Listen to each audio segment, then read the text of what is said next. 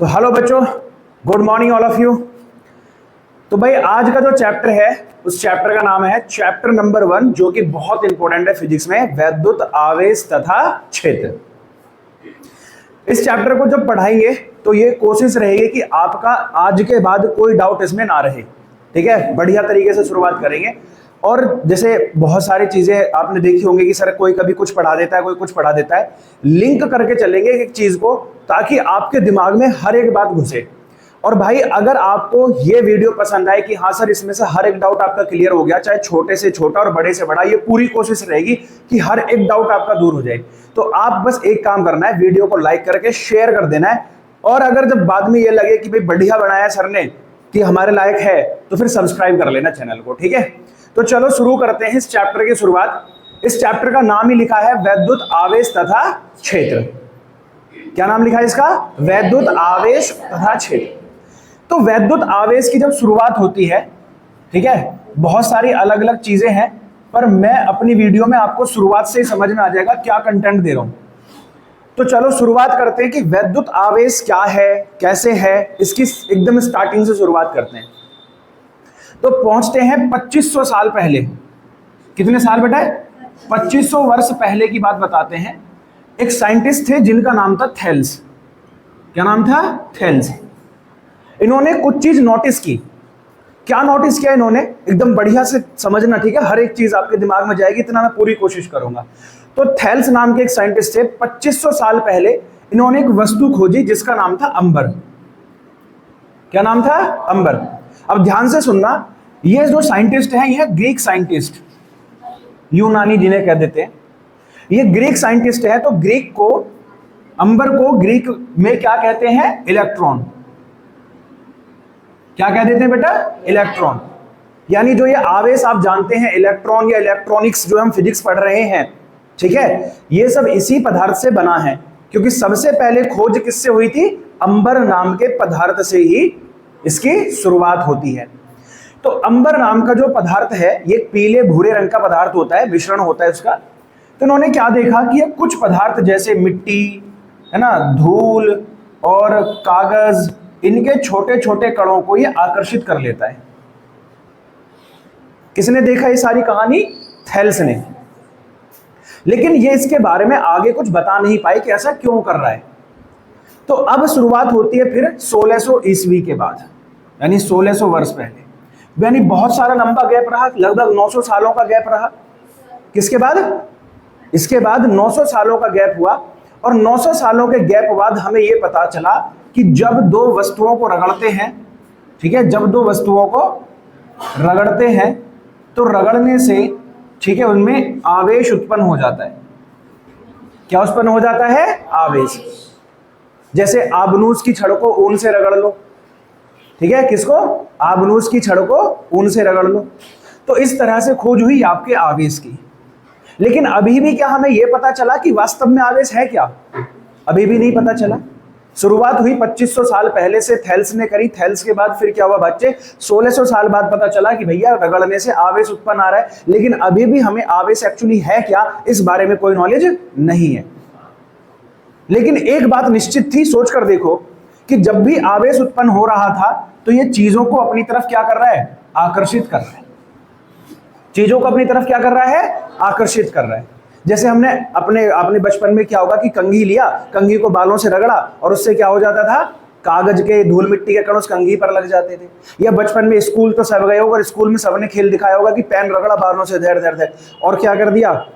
कागज, धूल मिट्टी, इन सबको अट्रैक्ट कर लिया। तो एक बात निश्चित है कि जब भी आवेश उत्पन्न हो रहा है तो कागज या धूल मिट्टी के कण आपस में आकर्षित हो रहे हैं। तो यानी फिर साइंटिस्ट लोगों ने एक दिमाग लगाया कि वैद्युत आवेश क्या है। कि वैद्युत आवेश बेटा किसी भी पदार्थ का वह गुण है, किसी भी पदार्थ का वह गुण है। अब समझना जरा, और समझ में आए तो मजा, एकदम बढ़िया से बोलना सर समझ में आ गया, कि किसी भी पदार्थ का वह गुण है जो वैद्युत बल उत्पन्न करता है। क्या उत्पन्न करता है? वैद्युत बल उत्पन्न करता है। अभी समझ में आया? और वैद्युत बल कितने प्रकार का होता है? 2 प्रकार का। कौन कौन सा? या तो आकर्षण का या फिर प्रतिकर्षण का। बोलो समझ में आया कि ये वैद्युत आवेश एक ऐसा गुण है किसी भी पदार्थ का, ये हम में भी हो सकता है, किसी वस्तु में भी हो सकता है, जो क्या उत्पन्न करता है बेटा? वैद्युत बल। और कितने प्रकार का वैद्युत बल उत्पन्न करता है? आकर्षण और प्रतिकर्षण। अब समझ में आया आवेश क्या है? इसके बाद आपके दिमाग में कोई डाउट रह जाए तो कह देना। तो मतलब वैद्युत बल जो उत्पन्न कर रहा है उस गुण का नाम ही क्या है?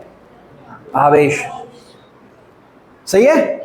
तो किसी भी पदार्थ का वह गुण है जो उसमें क्या उत्पन्न करता है? वैद्युत बल को उत्पन्न कर देता है, बस इसी का नाम क्या है? वैद्युत आवेश। अब दो प्रकार का बल लगा, आकर्षण और प्रतिकर्षण।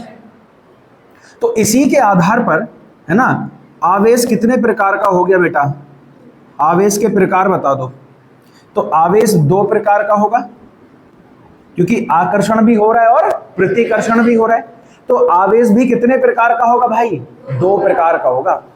कौन कौन सा प्रकार का होगा भाई? पहला होगा धनावेश और दूसरा होगा ऋणावेश।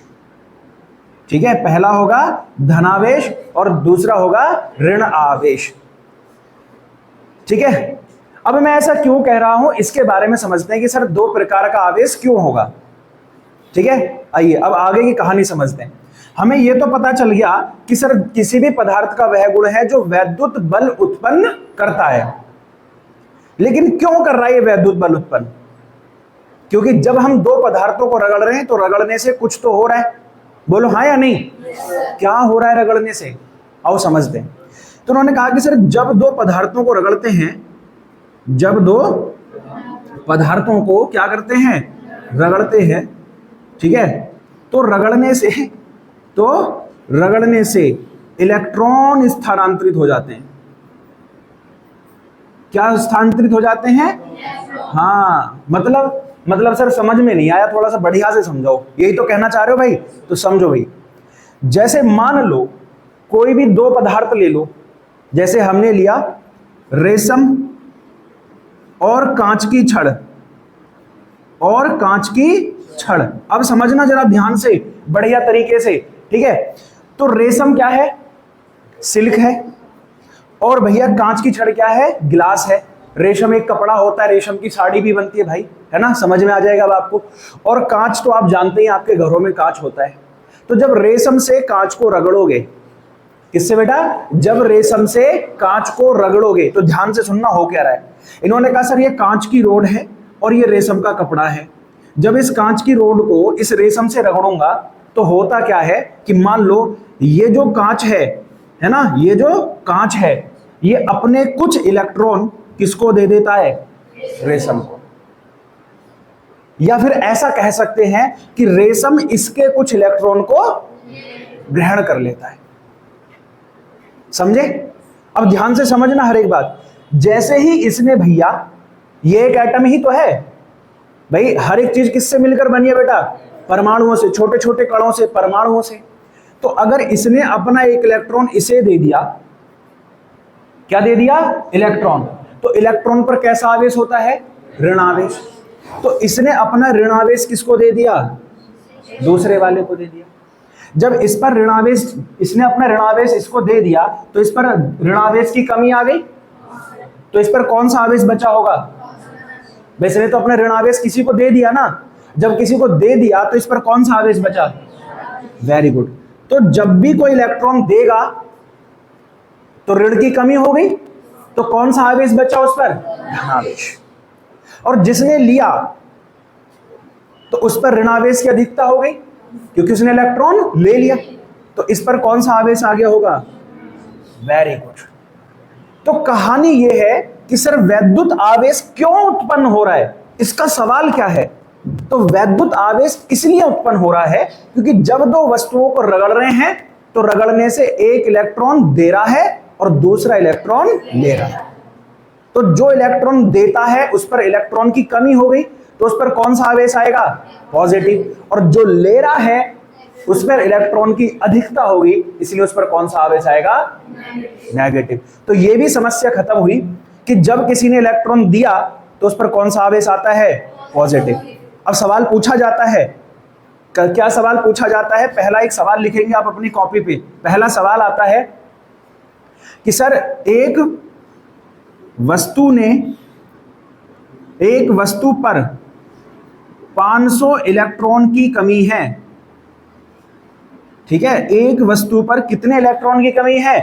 500 इलेक्ट्रॉन की कमी है। तो बताओ वस्तु पर कैसा आवेश है? वस्तु पर कैसा आवेश है? बताओ बेटा जल्दी से। भाई सबके सवाल निकलना चाहिए, मुंह से आवाज निकलनी चाहिए कि सर कैसा आवेश आया? धनावेश। जब उसने इलेक्ट्रॉन दे दिए तो उस पर कमी आई, और जिस पर इलेक्ट्रॉन की कमी हो गई उस पर कौन सा आवेश बचा? धनावेश।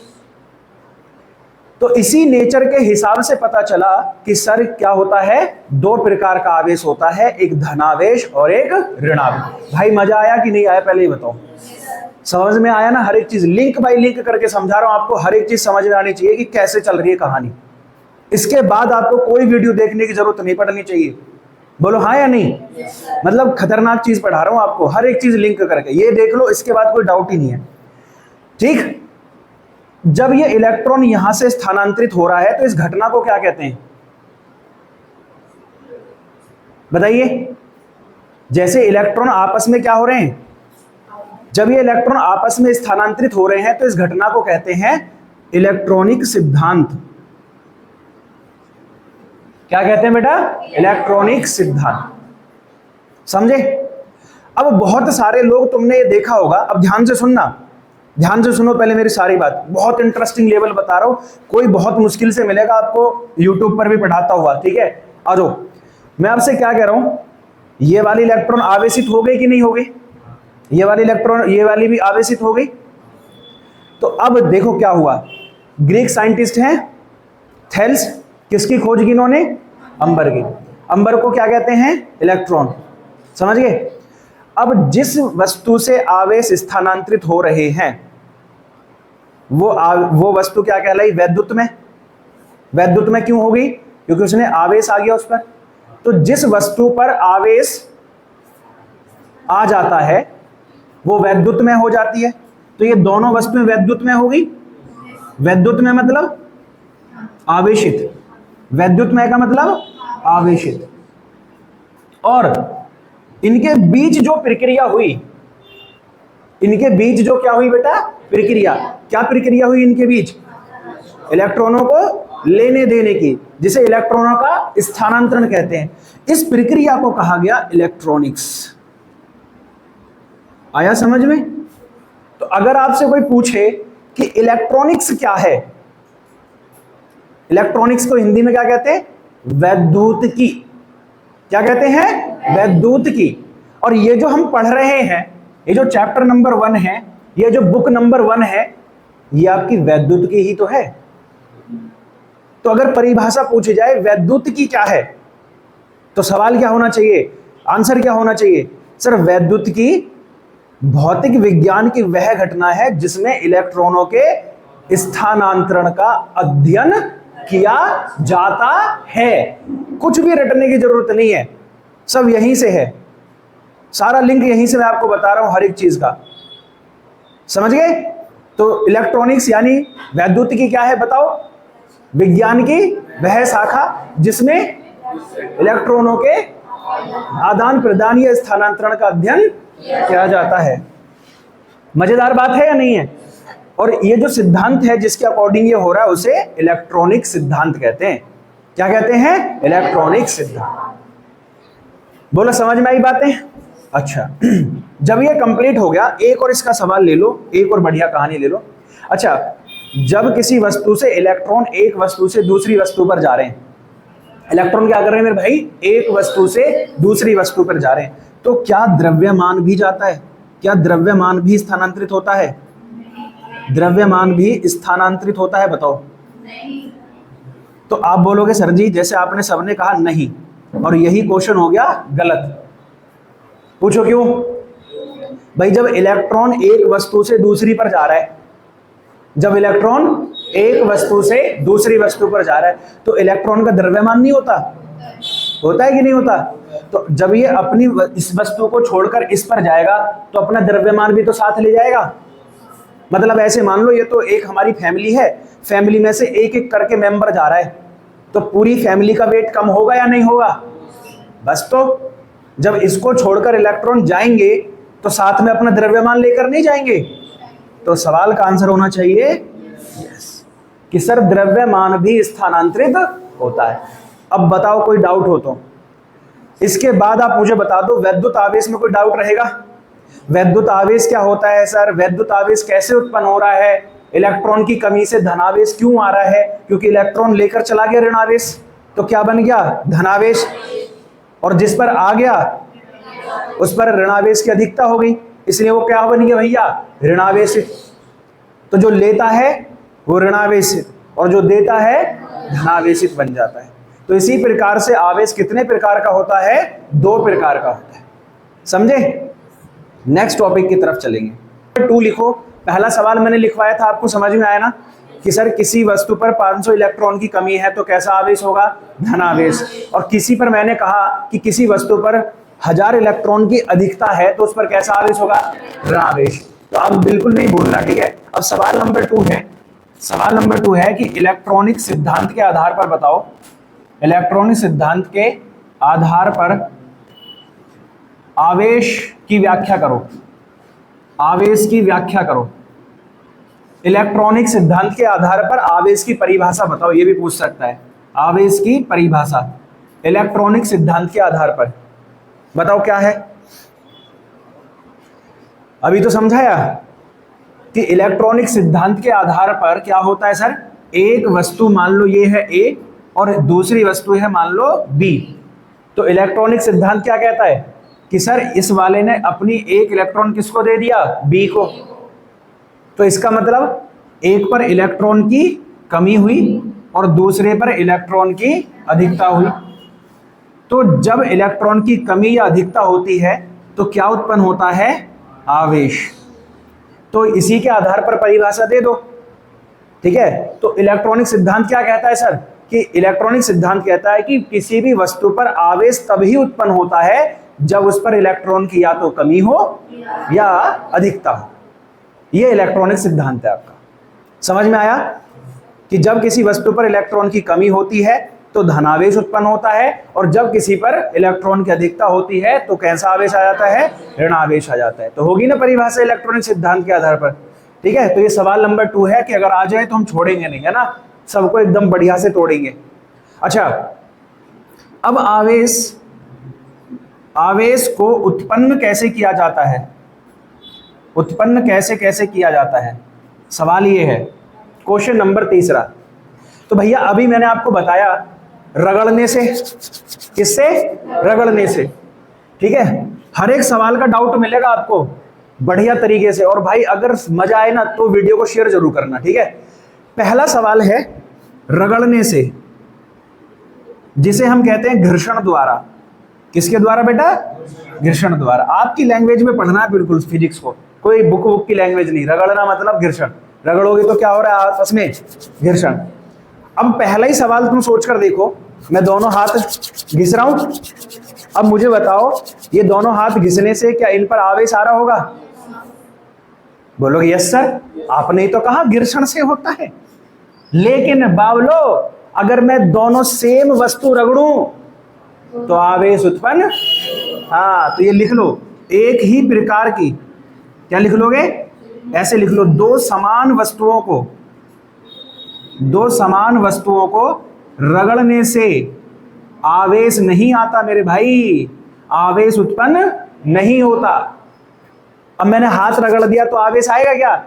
ये तो घर्षण ही होता रह जाएगा। इसके भी कुछ नियम हैं, ठीक है? क्या नियम है? कि दोनों वस्तु भिन्न भिन्न होनी चाहिए। कैसी होनी चाहिए? भिन्न भिन्न होनी चाहिए। यानी एक का पृष्ठ हो स्मूथ चिकना तो दूसरी का पृष्ठ हो खुरदरा।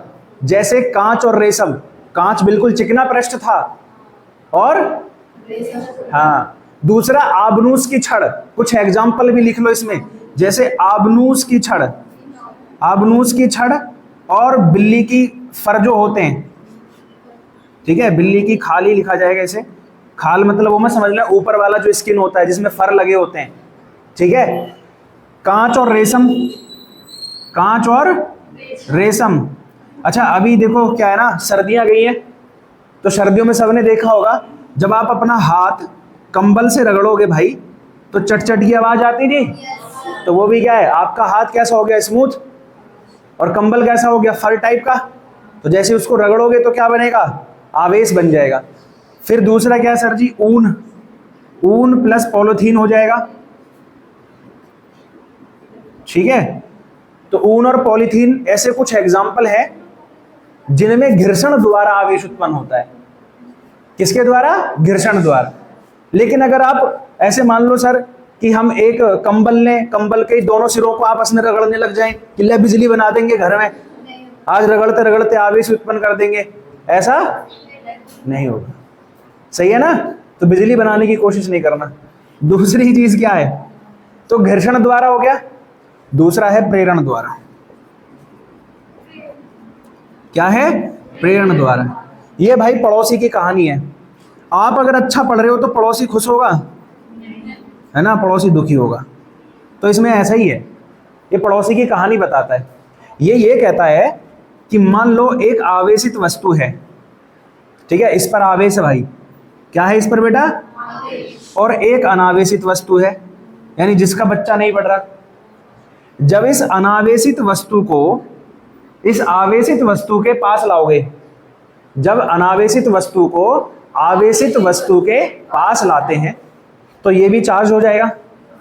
लेकिन कैसा होगा, इसे देख के खुश होगा, ये इसे देख के जलेगा, तो अपोजिट चार्ज आ रहा है इस पर। तो भैया ये वाला भी बराबर परंतु विपरीत आवेशित हो जाता है। कैसा हो जाता है, बराबर परंतु विपरीत आवेशित हो जाता है। यही है प्रेरण द्वारा आवेशन, कि जब किसी अनावेशित वस्तु को आवेशित वस्तु के पास लाते हैं तो उस अनावेशित वस्तु पर भी बराबर परंतु विपरीत आवेश आ जाता है। कितने तरीके हो गए, दो तरीके से आवेश उत्पन्न हुआ। पहला क्या हुआ, दूसरा हुआ प्रेरण द्वारा, और तीसरा जो होता है, यहां लिख लो भाई, तीसरा जो प्रकार है वो है स्थानांतरण द्वारा। किसके द्वारा, स्थानांतरण। स्थानांतरण क्या होता है बच्चे बताओ। यानी हमारे पास में दो वस्तु हैं, हो सकता है इस पर भी आवेश A हो और इस पर भी आवेश क्या हो, B हो। मान लो इस पर आवेश ज्यादा है और इस पर आवेश कम है, और मैंने इनको किसी तार से जोड़ दिया, नहीं माने मैंने जोड़ दिया, तो अब ये ज्यादा आवेश वाला किस में जाने लगेगा, और कब तक जाएगा, जब तक दोनों के आवेश बराबर ना हो जाएं। तो बस इसी को कहते हैं स्थानांतरण द्वारा, बाई कंडक्शन।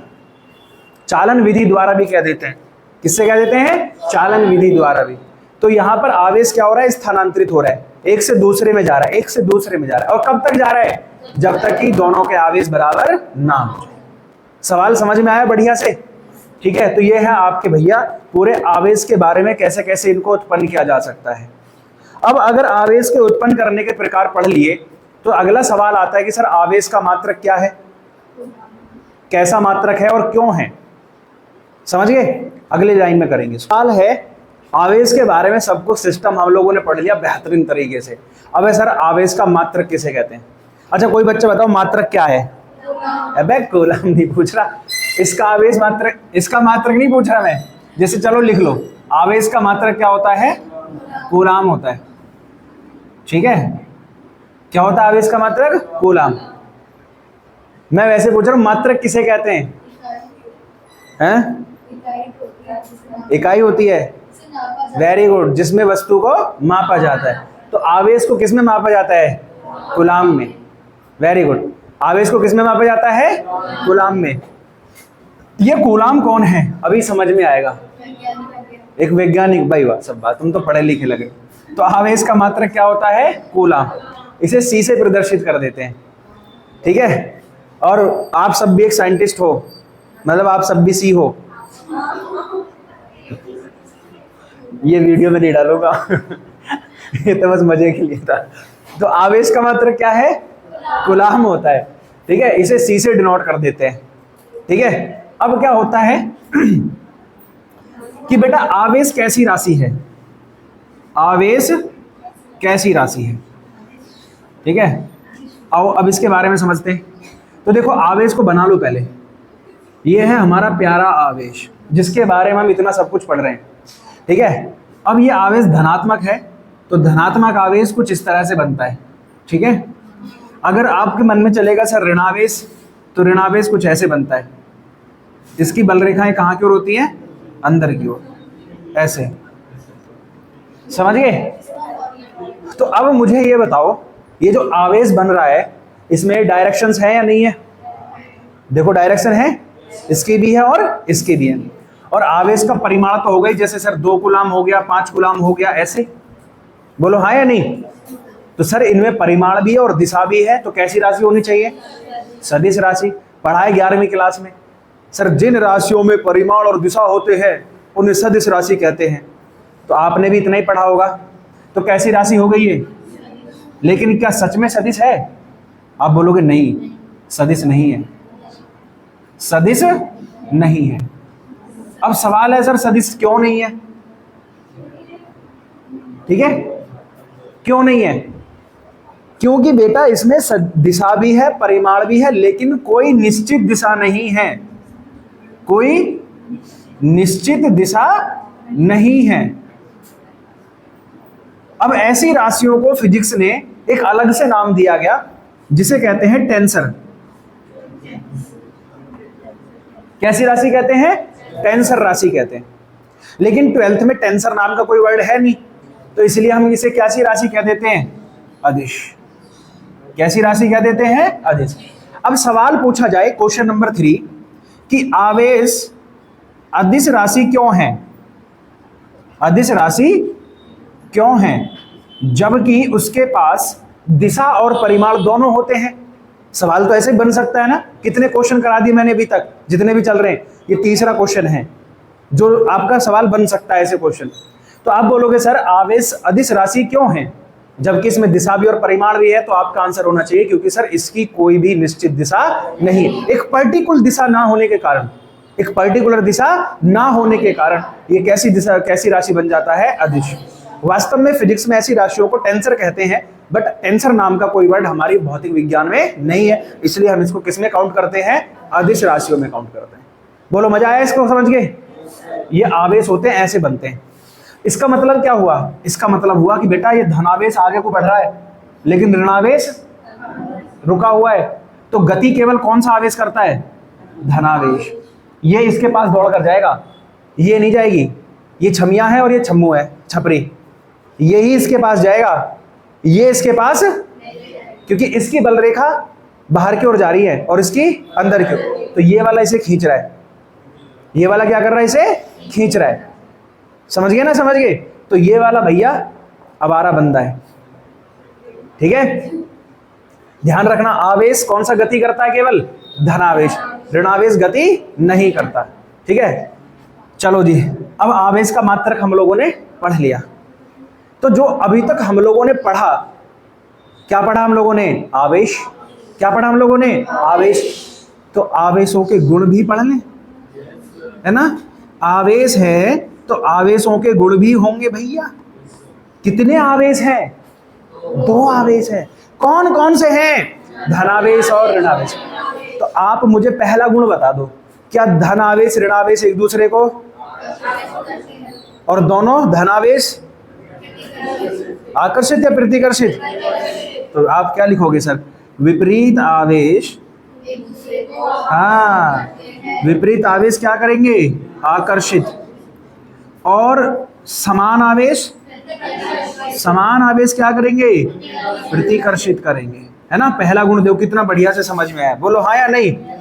चलिए तो समान आवेश, हाँ वेरी गुड, यही तो सुनना था।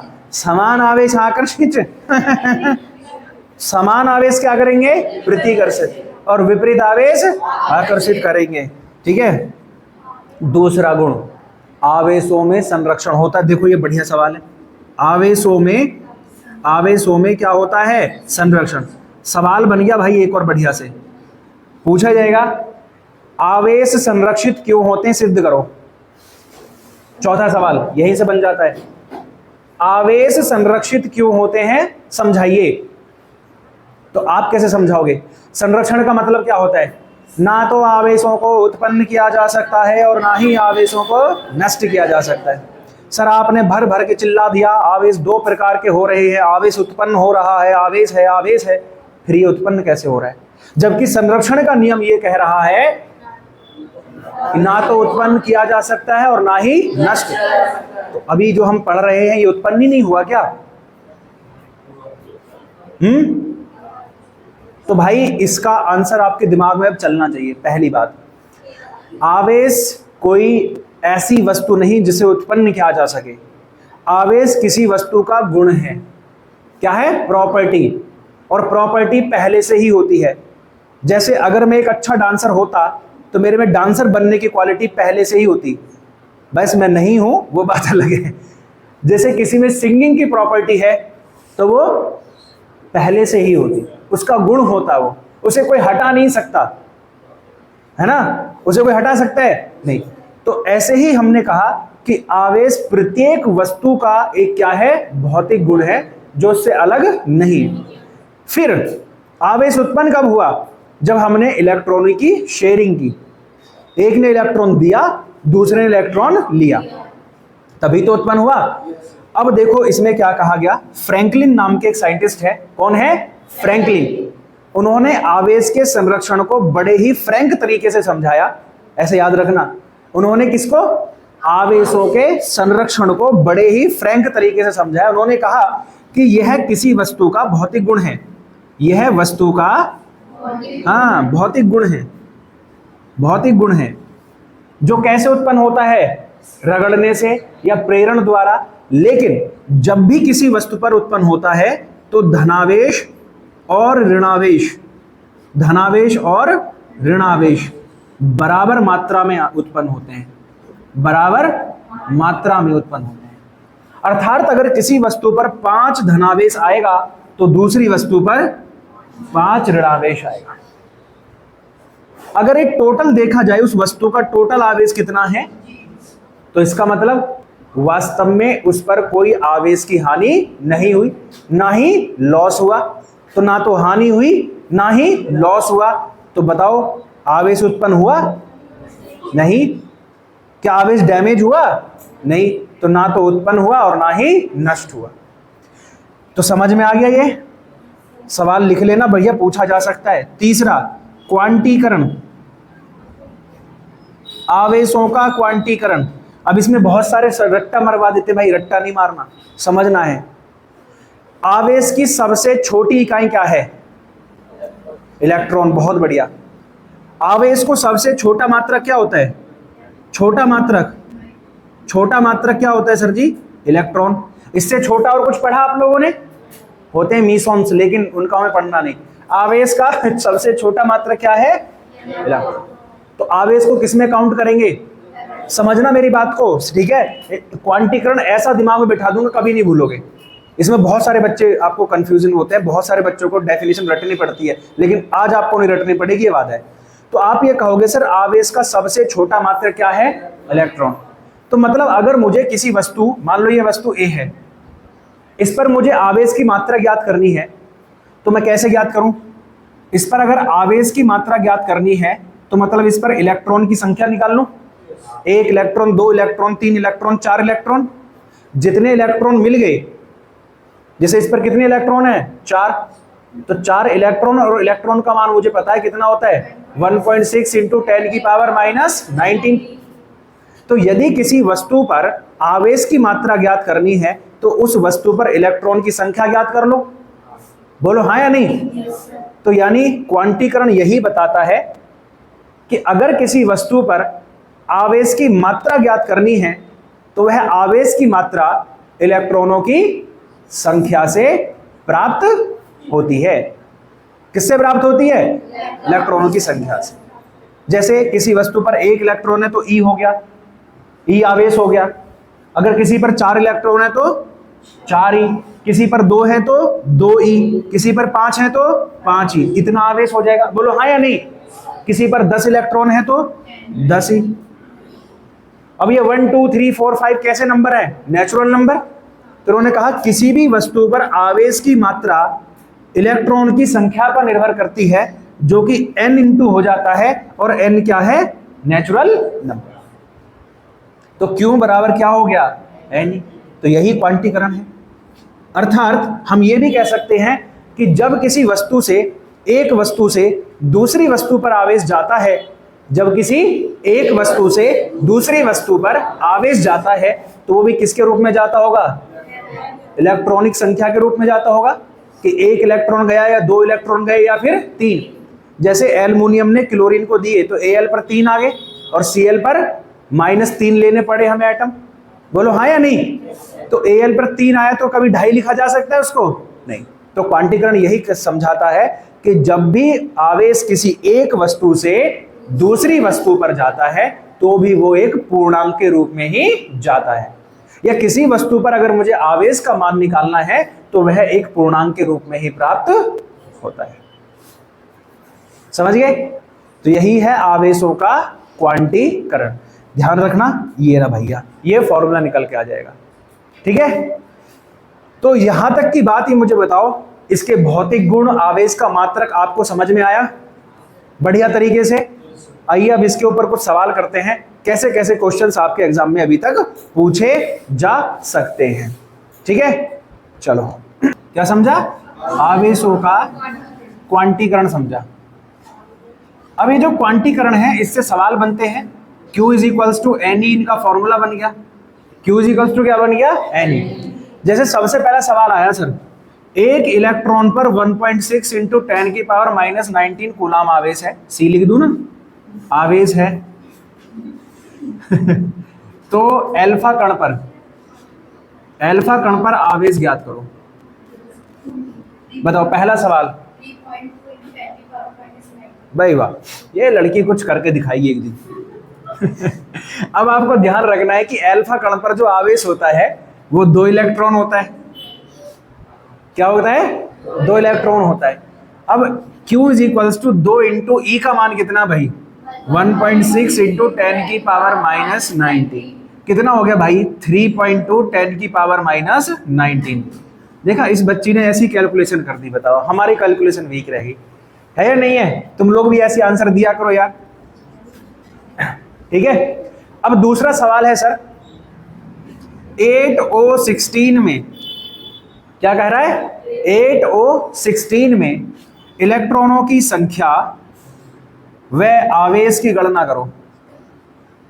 आवेश की गणना करो। देखो अब करके दिखाओ, बताओ इलेक्ट्रॉनों की संख्या कितनी है इसमें? पहला सवाल का आंसर बता दो। चलो,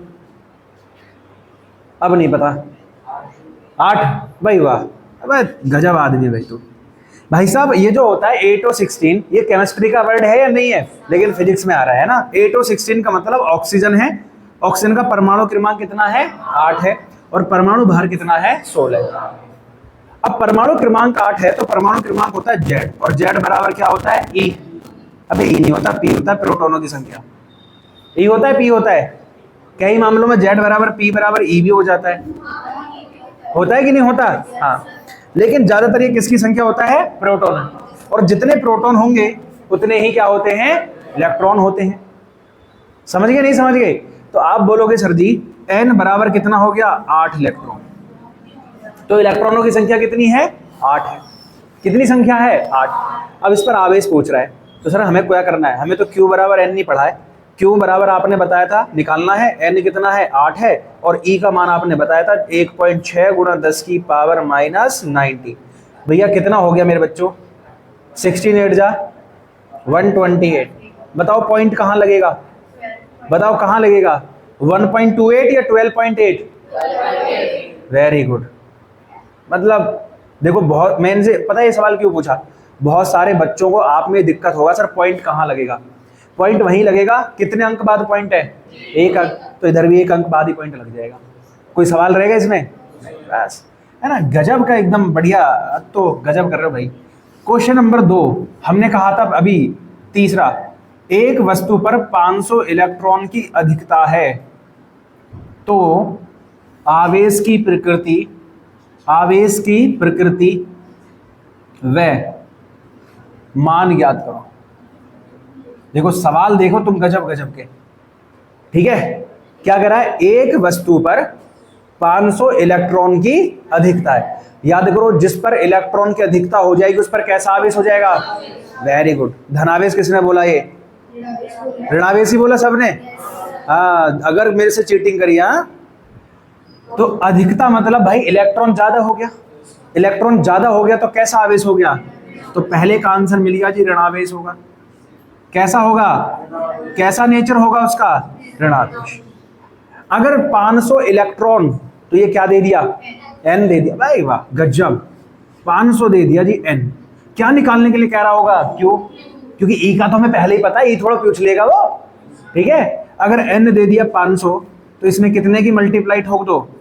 1.6 इंटू 10 की पावर माइनस 90। तो बताओ Q इज इक्वल्स टू कितना हो गया? 16 5 जा। लेकिन सबसे पहले पॉइंट से ये उड़ा दो। उड़ा दिया? अब बताओ कितना बचा? क्या ये 800 हो गया? अरे 16 पंजे 80। 800 समझ में ना आ तो 800 तो आ रहा होगा, और एक जीरो यहाँ पहले से ही है। अब एक बार बताओ, ये 2 जीरो इधर को ले जाऊं, ये माइनस की 19 है और ये प्लस की 2, कितना हो जाएंगी? तू बता लाली, कितना हो जाएगा? 17। Very good. Q is equals to हो जाएगा 8 इंटू 10 की पावर माइनस 17। आया भाई समझ में? कोई दिक्कत इसमें? पक्का? तो अगर इसके जैसा कोई सवाल अब आपसे पूछ लिया जाए तो बना दोगे या नहीं बनाओगे? पहले ये बताओ। चलो एक और सवाल देता हूं, सारे बच्चे बताना। एक कूलाम आवेश पर, एक कूलाम आवेश पर इलेक्ट्रॉन की संख्या ज्ञात करो। चलिए करियो। एक कूलाम आवेश पर इलेक्ट्रॉन की संख्या बताओ सारे बच्चे। अरे क्या बात है भाई साहब, देख रहे हो लड़कों ने भी एकदम बढ़िया मजा धुआं ठा रखा, ऐसे ही बता दे रहे। बताओ अगला क्वेश्चन भाई साहब, क्वेश्चन नंबर 4 कह रहा है सर Q बराबर अगर 1 रख दें तो N पूछा है हमसे। क्या पूछा है? N। तो हमें पता है सर Q बराबर क्या होता है? N। Q की वैल्यू 1, N निकालना है और E की वैल्यू इधर को आ जाएगी 1.6 इंटू 10 की पावर माइनस 90। ये 19 ऊपर को जाएगा भाई साहब, तो 10 की पावर प्लस का 19 बटे 1.6 इज इक्वल्स टू N। इसने क्या काम किया सर? इसको इससे काट दिया तो ये हो गया 6.25 इंटू 10 की पावर 18। यही तो बचेगा। बताइए मात्रक क्या होगा इसका? नहीं होगा। क्यों नहीं होगा? पूर्णांक है। हाँ दिखाइए कहाँ पूर्णांक है, पॉइंट में ना आ रही हो। क्यों नहीं होगा? गजब, अरे सही बात, क्योंकि ये क्या है? संख्या, और संख्या का मात्रक होता है हाँ क्या? 2 रुपया है ना, 2 रुपया, तो 2 का मात्रक रुपया है ना। तो संख्या का कोई मात्रक नहीं होता। सवाल में समझ में आ रहा है? आ रहा है समझ में लाली? बताओ, मैंने लिख दिया 3, इस 3 का क्या मात्रक होगा? क्यों नहीं होगा? हाँ वेरी गुड, सवाल तो बढ़िया है ना। क्लियर हो गया भाई साहब? तो अगर Q बराबर N से मैंने हर एक तरह के क्वेश्चन करवा दिए। अगर किसी भी तरह का क्वेश्चन सब आपसे पूछा जाए तो आवेश के क्वांटीकरण को लपेट दोगे या नहीं लपेट दोगे? लपेट के ही आना भाई साहब। तो इस तरह से आवेशों से संबंधित जो गुण थे उनके वो एंड होते हैं। अब आवेशों से संबंधित देखो, अब मैं फिर से लिंक कर रहा हूं चीजें। मैंने कहा था लिंक बाय लिंक पढ़ाऊंगा। एक ही बात याद है, मैंने कहा आवेश वैद्युत बल उत्पन्न करते हैं। वैद्युत बल कौन कौन से वैद्युत बल थे? आकर्षण और प्रतिकर्षण। तो हमने ये तो पढ़ा कि जब भी आवेश आता है तो अपने साथ में वैद्युत बल लेकर आता है, कि जब भी 2 आवेश आएंगे तो वो कौन सा बल लगाएंगे? वैद्युत बल लगाएंगे। लेकिन क्या मैंने ये बताया कि कितना वैद्युत बल लगाएंगे? जानना तो जरूरी है, तभी तो हम पता करेंगे कि मैं इसको कितने बल से खींच सकता हूं, या एक आवेश दूसरे आवेश को कितने बल से खींच सकता है। अब इसका सवाल का आंसर कहां से मिलेगा? तो इस सवाल का आंसर देने आते हैं कूलाम। कौन आते हैं? कूलाम। और कूलाम इस सवाल का आंसर देते हैं कि जब 2 आवेश रखे हैं तो वो एक दूसरे पर कितना बल। तो एक्चुअल में कूलाम का नियम क्या स्टेट करेगा कि 2 वस्तुएं आपस में क्या करती हैं? एक दूसरे को आकर्षित करती हैं, लेकिन कितने बल से आकर्षित करती हैं? तो बल के परिमाण को बताता है। किसको बताता है? बल के परिमाण। कैसे कैलकुलेट कर सकते हैं? आइए इस नियम को हम बढ़िया से पहले समझ लेते हैं। वो सवाल बनता है कूलाम का नियम क्या है? क्या नियम है? रट्टा मारो जल्दी सारे बच्चे। सर जब किसी वस्तु पर दो या दो से ज्यादा आवेश है, फिर उसके बाद है ना दो स्थिर बिंदु। चलिए क्या करता है ये स्टेट? इसने कहा कि सर मान लो दो आवेश हैं, एक बिंदु ए पर और एक बिंदु बी पर, ये Q1 और ये Q2, और ये कितनी दूरी पर रखें? r मीटर की दूरी पर। तो उन्होंने कहा कि सर जब दो बिंदु आवेश एक दूसरे से, जब दो बिंदु आवेश एक दूसरे से किससे? एक दूसरे से किसी दूरी पर होते हैं, किसी दूरी पर रखे होते हैं, तो ये आवेश एक दूसरे पर क्या लगाते हैं? बल लगाते हैं। और ये बल कैसा हो सकता है? आकर्षण का भी हो सकता है और प्रतिकर्षण का भी हो सकता है। यानी ये दोनों आवेश एक दूसरे पर बल जरूर लगाएंगे। कितना बल लगाएंगे? तो उन्होंने कहा कि सर लगने वाला जो बल है, लगने वाला बल F अनुक्रमानुपाती होता है दोनों आवेशों के गुणनफल के, दोनों आवेशों के गुणनफल।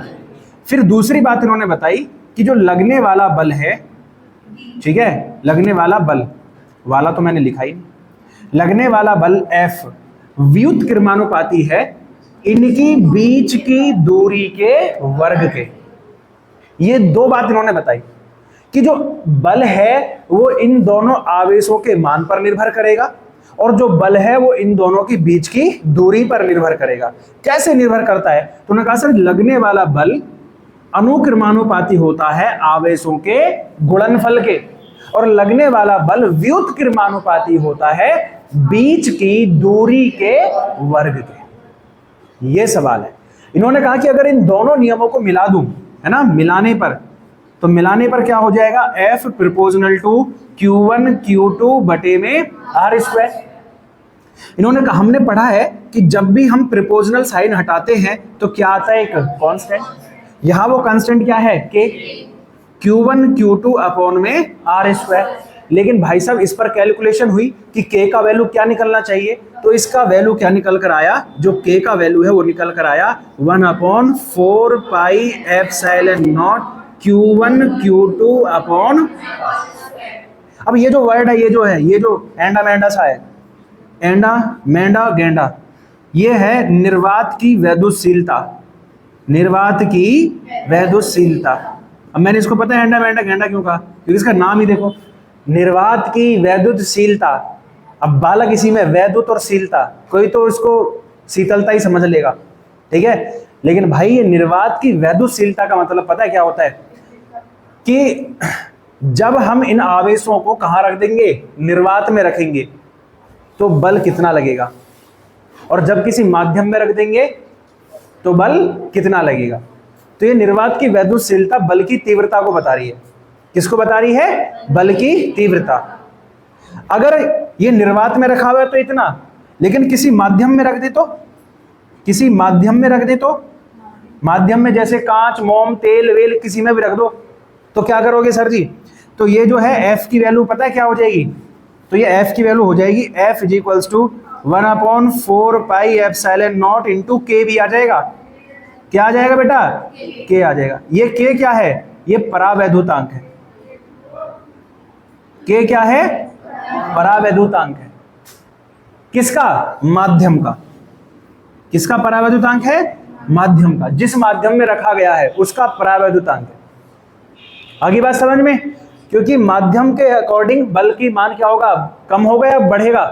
भाई K क्या है? व्युत्क्रमानुपाती है। अगर K ज्यादा होगा तो F कम हो जाएगा, K कम होगा तो ये ज्यादा। तो भैया जैसे ही आप माध्यम में रखोगे तो बल का मान क्या होगा? घट जाएगा, तो K आ जाएगा। K आएगा तो इसे डिवाइड कर देगा। तो इसका मतलब क्या है?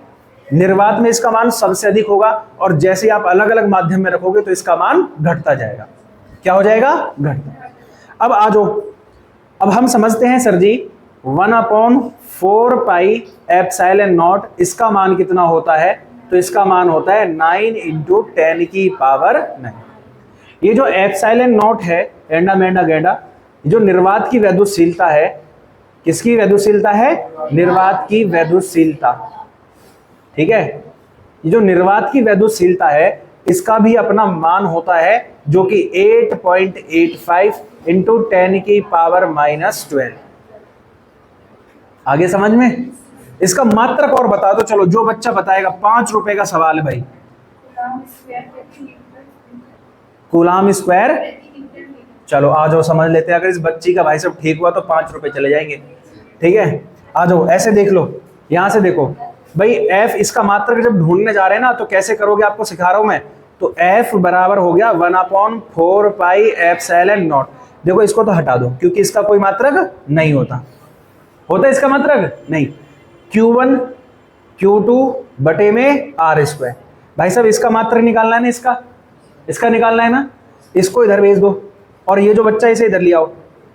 तो एप्सिलॉन नॉट बराबर क्या हो गया, Q1 Q2 बटे F R स्क्वायर। तो एप्सिलॉन नॉट बराबर हो गया कूलाम का स्क्वायर बटे न्यूटन मीटर स्क्वायर। भाई वाह, इस लड़की का सवाल सही था, ये जीतती है 5 रुपए कैश, ठीक है। अरे अभी ठीक है, सवाल खत्म हो जाने दो, क्लास खत्म हो जाने दो, फिर दे देंगे यार, ठीक है। इस बच्चे को 5 रुपए इनाम नहीं चाहिए भाई।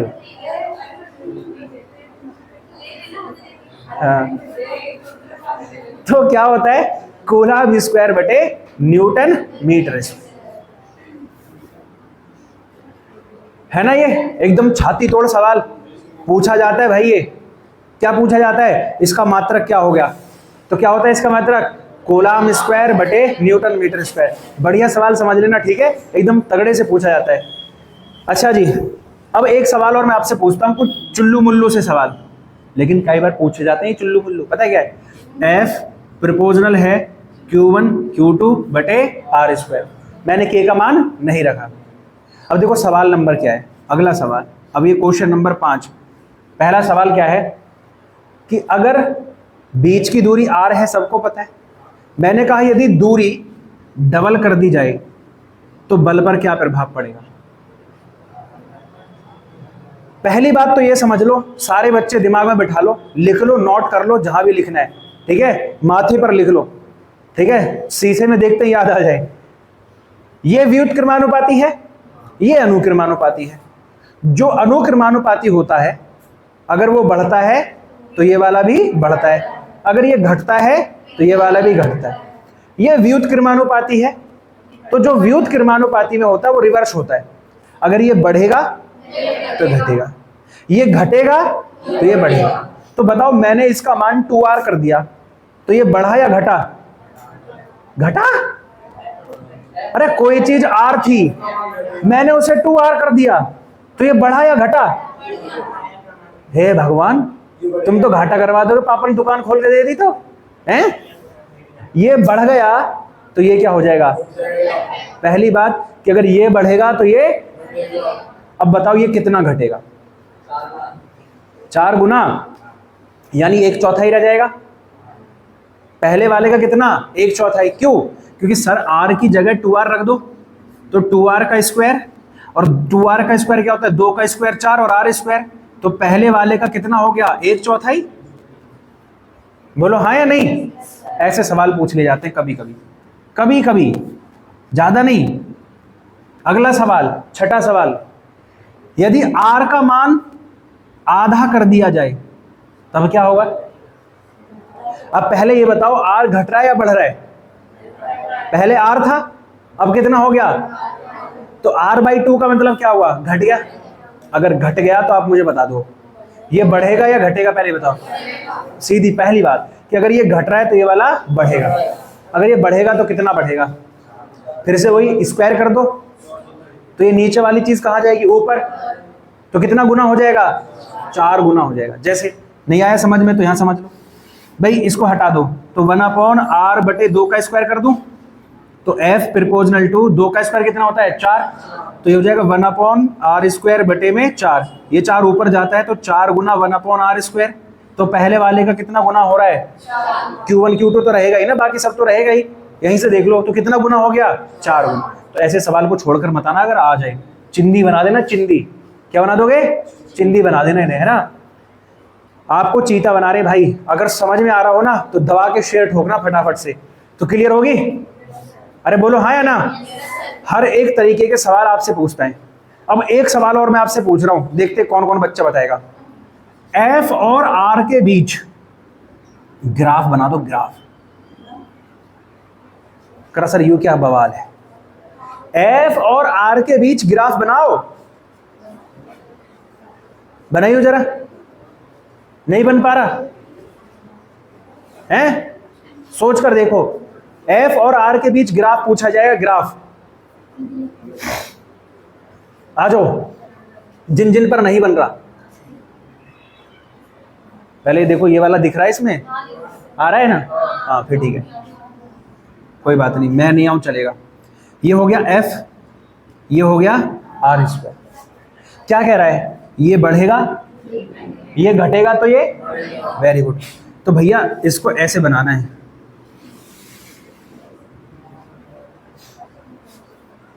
आया समझ में? क्योंकि F inversely proportional to R²।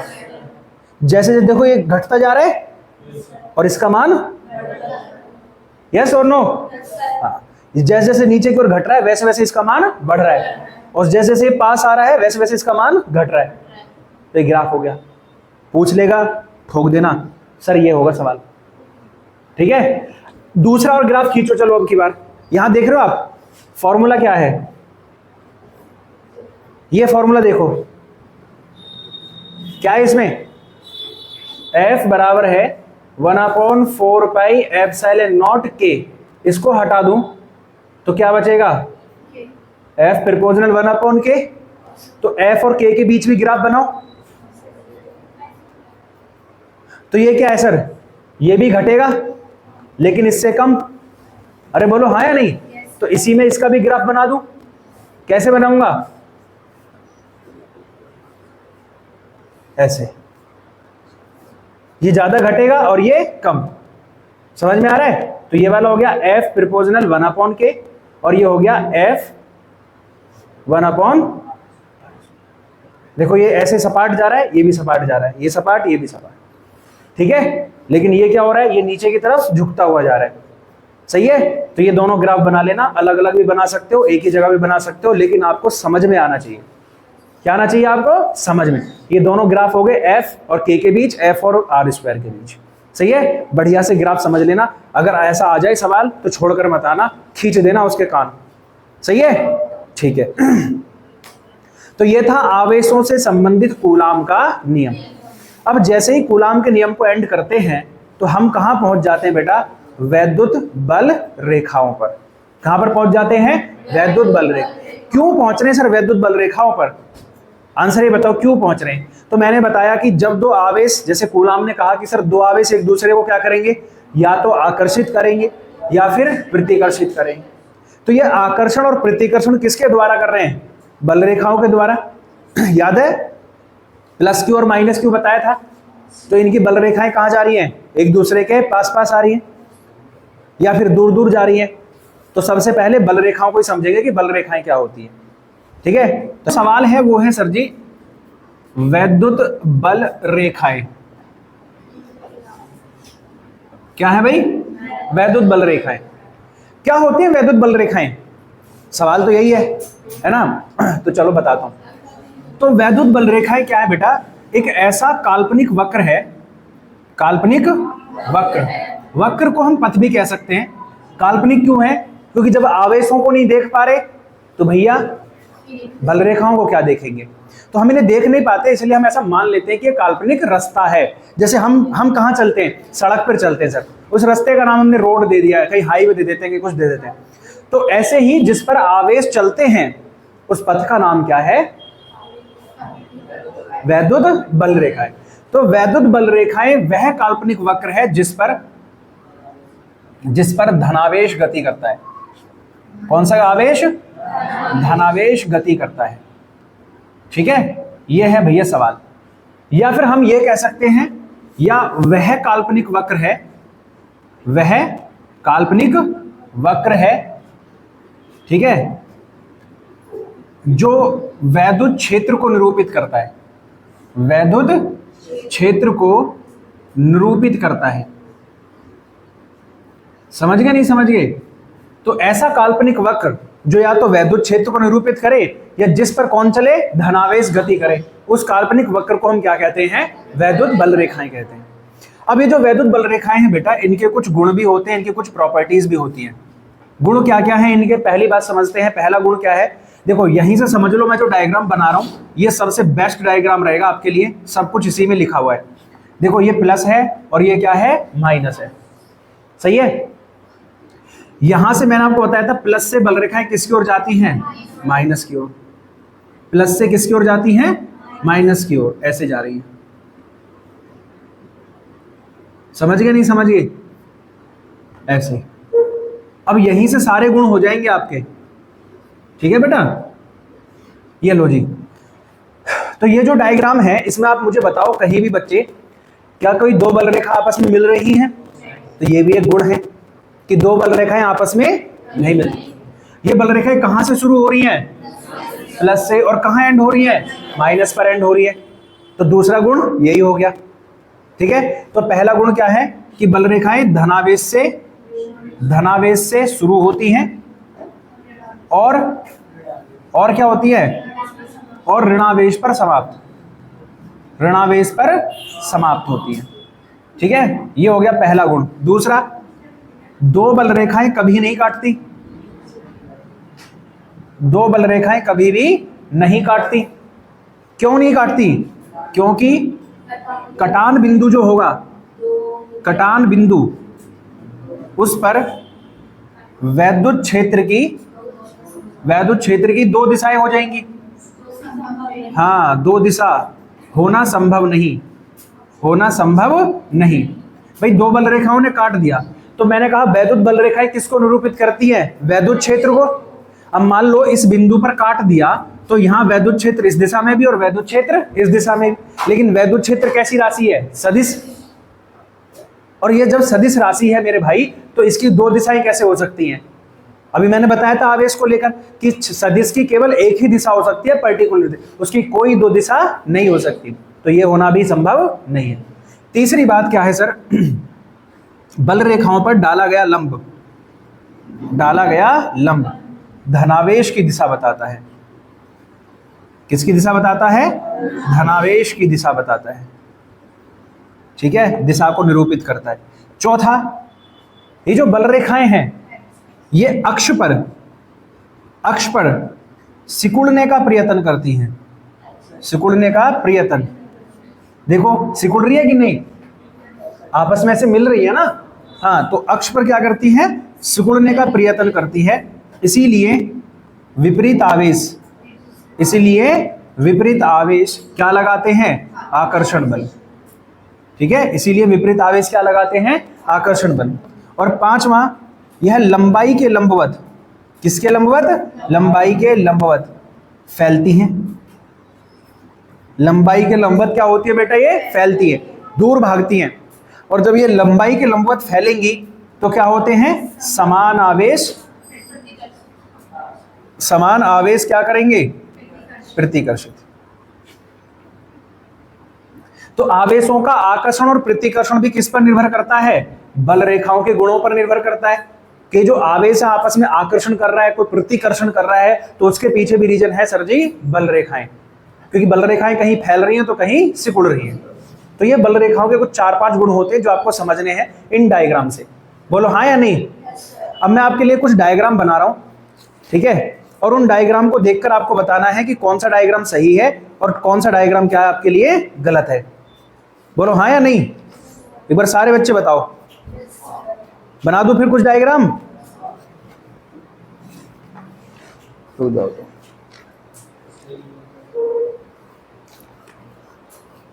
मुझे सिर्फ मिलन की देना। देखो पहला डायग्राम जो है वो कुछ इस तरह से है और बल रेखाएं ऐसे ऐसे ऐसे ऐसे ऐसे ऐसे। बताओ जल्दी से, ये डायग्राम सही है? बल रेखाओं के लिए डायग्राम सही है? बल रेखाएं ऐसी होंगी? बताओ क्यों नहीं होंगी? ये डायग्राम गलत हो जाएगा, क्योंकि सर जब इस बल रेखाओं को आगे बढ़ाएंगे तो काट देगी इसको, और बल रेखाओं का काटना संभव, तो पहला डायग्राम गलत हो गया। दूसरा डायग्राम क्या है? ठीक है, देखो ऐसे लिखा है, ये ऐसे है, ऐसे बना लो।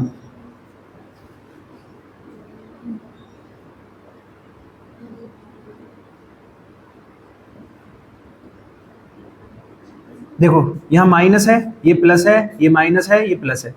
बताओ जरा, क्या ये सही है? क्यों गलत है? वेरी गुड, क्योंकि बल रेखाएं प्लस से माइनस की ओर जा रही है, लेकिन इसमें क्या लिखा है? माइनस से प्लस की ओर लिखा है, इसलिए ये बल रेखाओं का ग्राफ भी गलत है। अच्छा, तीसरा ग्राफ कुछ ऐसे दे दिया सर।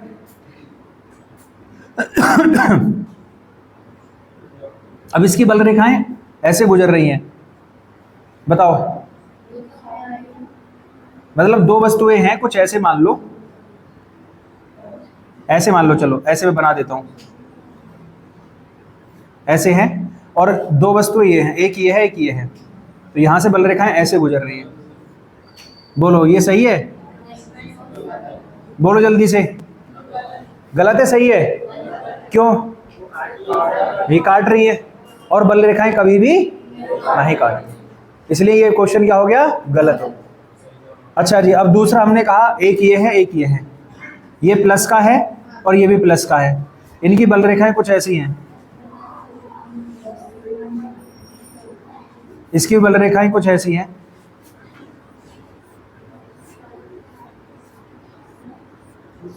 बताओ ये सही है? क्यों सही है? बोलो क्यों सही है? क्योंकि बल रेखाएं धनावेश से बाहर निकल रही हैं और इनके बीच कौन सा बल लग रहा है? प्रतिकर्षण बल लग रहा है, इसलिए ये वाला क्वेश्चन क्या है? सही है। बाकी सारे क्या थे? गलत। ठीक है, तो ऐसे ग्राफ पूछ ले कि बल रेखाएं का कौन सा ग्राफ सही है कौन सा ग्राफ गलत है, तो आप बता दोगे या नहीं बताओगे? तो ये सारे अगर गुण याद हैं तो आप कोई भी ग्राफ आसानी से बता दो। तो ये बल रेखाओं के गुण हैं जिनके ऊपर ऐसे सवाल भी पूछे जा सकते हैं। बोलो हाँ या नहीं? चलिए, अब ये सवाल बनने के बाद में हम आगे की ओर चलते हैं, जिसका नाम है वैद्युत क्षेत्र। धीरे धीरे अपने चैप्टर समाप्ति की तरफ चल रहे हैं, अब बस कुछ नहीं बचा। जो आपको कॉन्सेप्टुअल चीजें थी वो सारी आप लोगों ने अभी कवर कर ली है। जैसे वैद्युत क्षेत्र क्या होता है? बिंदु आवेश के कारण वैद्युत क्षेत्र, फिर द्विध्रुव और द्विध्रुव के कारण वैद्युत क्षेत्र की तीव्रता। ये कुछ 3-4 टॉपिक बचे गिने चुने, और हम अपना लगभग चैप्टर क्या कर लेंगे? एंड। ठीक है, अभी कुछ वैद्युत बल से रिलेटेड, ठीक है, वैद्युत बल से संबंधित कुछ प्रश्न मैं आपको कराता हूं। ठीक है, क्वेश्चन, न्यूमेरिकल क्वेश्चन। ठीक है, मान लो सर पहला क्वेश्चन है कि दो आवेश हैं बेटा। पहला है 3 × 10 की पावर -7 एंड दूसरा है 2 × 10 की पावर -7, जो 30 सेंटीमीटर दूरी पर है। कितने सेंटीमीटर दूरी पर है? 30 सेंटीमीटर की दूरी पर है। तो इनके बीच लगने वाला बल ज्ञात करो। लगने वाला बल, तो बताओ कैसे ज्ञात करोगे? सर आपने कहा था F बराबर होता है 1/4πε0 Q1 Q2 बटे में R²। भैया यहीं रख लो। सर F बराबर हो गया, इसकी वैल्यू कितनी होती है बेटा? 9 × 10 की पावर 9। भैया Q1 कितना है? 3 × 10 की पावर -7। दूसरा है 2 × 10 की पावर -7। और बीच की दूरी कितनी है भाई? 30 सेंटीमीटर। तो 30 × 10 की पावर -2। क्यों कराइए -2? क्योंकि सेंटीमीटर को मीटर में, और इसका क्या कर दिया हम लोगों ने? स्क्वायर। बताओ बेटा, 9 3 जा 27, 2 जा, ऐसा नहीं करने का। 9 × 3 × 2 कर लो। अब 10 की पावर यहाँ 9 है, 9 में से 7 गया 2, और ये -7 है। आ जाओ नीचे, 3 का कितना स्क्वायर होता है? 9, तो 900, और 10 की पावर क्या हो गया? -4। बोलो हाँ या नहीं? अब क्या करना है तुम लोगों ने? देखो 9 से इसको काट लो 100 टाइम। बोलो हाँ या नहीं? आप बोलोगे sir F is equals to हो गया 3 2 जा 6, 10 की पावर कितना हो गया भाई, 2 में से 7 गया, कितना बचता है माइनस का 5, ये माइनस का 4 है ऊपर जाके प्लस का, ये प्लस का 2 है ऊपर जाके माइनस का, तो F इजिकल्स टू हो गया 6 इंटू 10 की पावर -5 -2 माइनस का 7, -7 में से 4 गया तो माइनस का 3 न्यूटन। बोलो समझ में आ गया ऐसे। अच्छा दूसरा सवाल है, देखो अब सारे बच्चे बताना, ये एक डायग्राम आपको दिया है A B C D, यहाँ 2 माइक्रोकुलाम का है, यहाँ -5 माइक्रोकुलाम है, यहाँ 2 माइक्रोकुलाम है, यहाँ -5 माइक्रोकुलाम है, और इसके सेंटर पर 1 माइक्रोकुलाम का एक चार्ज है। कितने माइक्रोकुलाम का पूछ रहा है, इस 1 माइक्रोकुलाम पर F की वैल्यू क्या होगी। यदि इसकी जो डिस्टेंस है, इसकी जो साइड है, ठीक है, ये स्क्वायर है, वर्ग है, और इसकी साइड 10 सेंटीमीटर है। बताओ जल्दी से सारे बच्चे, अगर पढ़ा होगा तो बता दोगे और नहीं पढ़ा होगा तो टाइम टाइम फिश। बल कैसी राशि होता है, सदिश या अदिश, सदिश होता है। तो एक बार बताओ बेटा, A और C देखो, ऐसे ही तो बल लगाएंगे इस पर, बोलो हाँ या नहीं। अब ये भी कितना प्लस का, ये भी कैसा, तो दोनों आवेश कैसा बल लगाएंगे, आकर्षण या प्रतिकर्षण, प्रतिकर्षण लगाएंगे। ये इधर की तरफ और ये वाला, यानी इसके कारण इस पर कैसा लगेगा, बाहर की ओर, इसके कारण इस पर भी कैसा लगेगा, बाहर की ओर। इन दोनों को देखो, ये कैसा है, तो इसके कारण कैसा लगेगा, अंदर की ओर, इसके कारण कैसा लगेगा, लेकिन दोनों ये भी क्या है, प्रतिकर्षित बल है।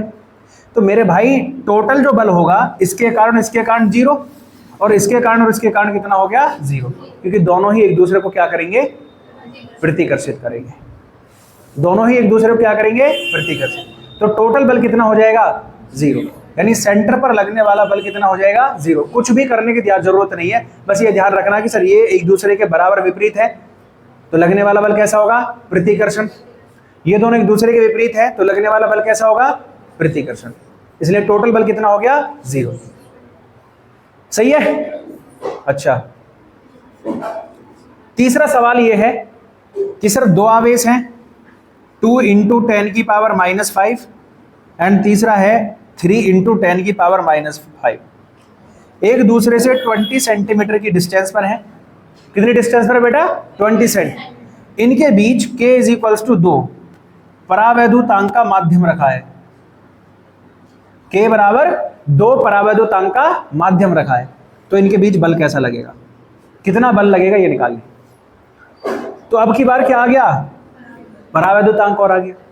तो कुछ नहीं करना भाई, F बराबर हो गया 1/4 पाई एप्सिलॉन नॉट K, याद है K भी रखा जाता है, और Q1 Q2 अपॉन में R²।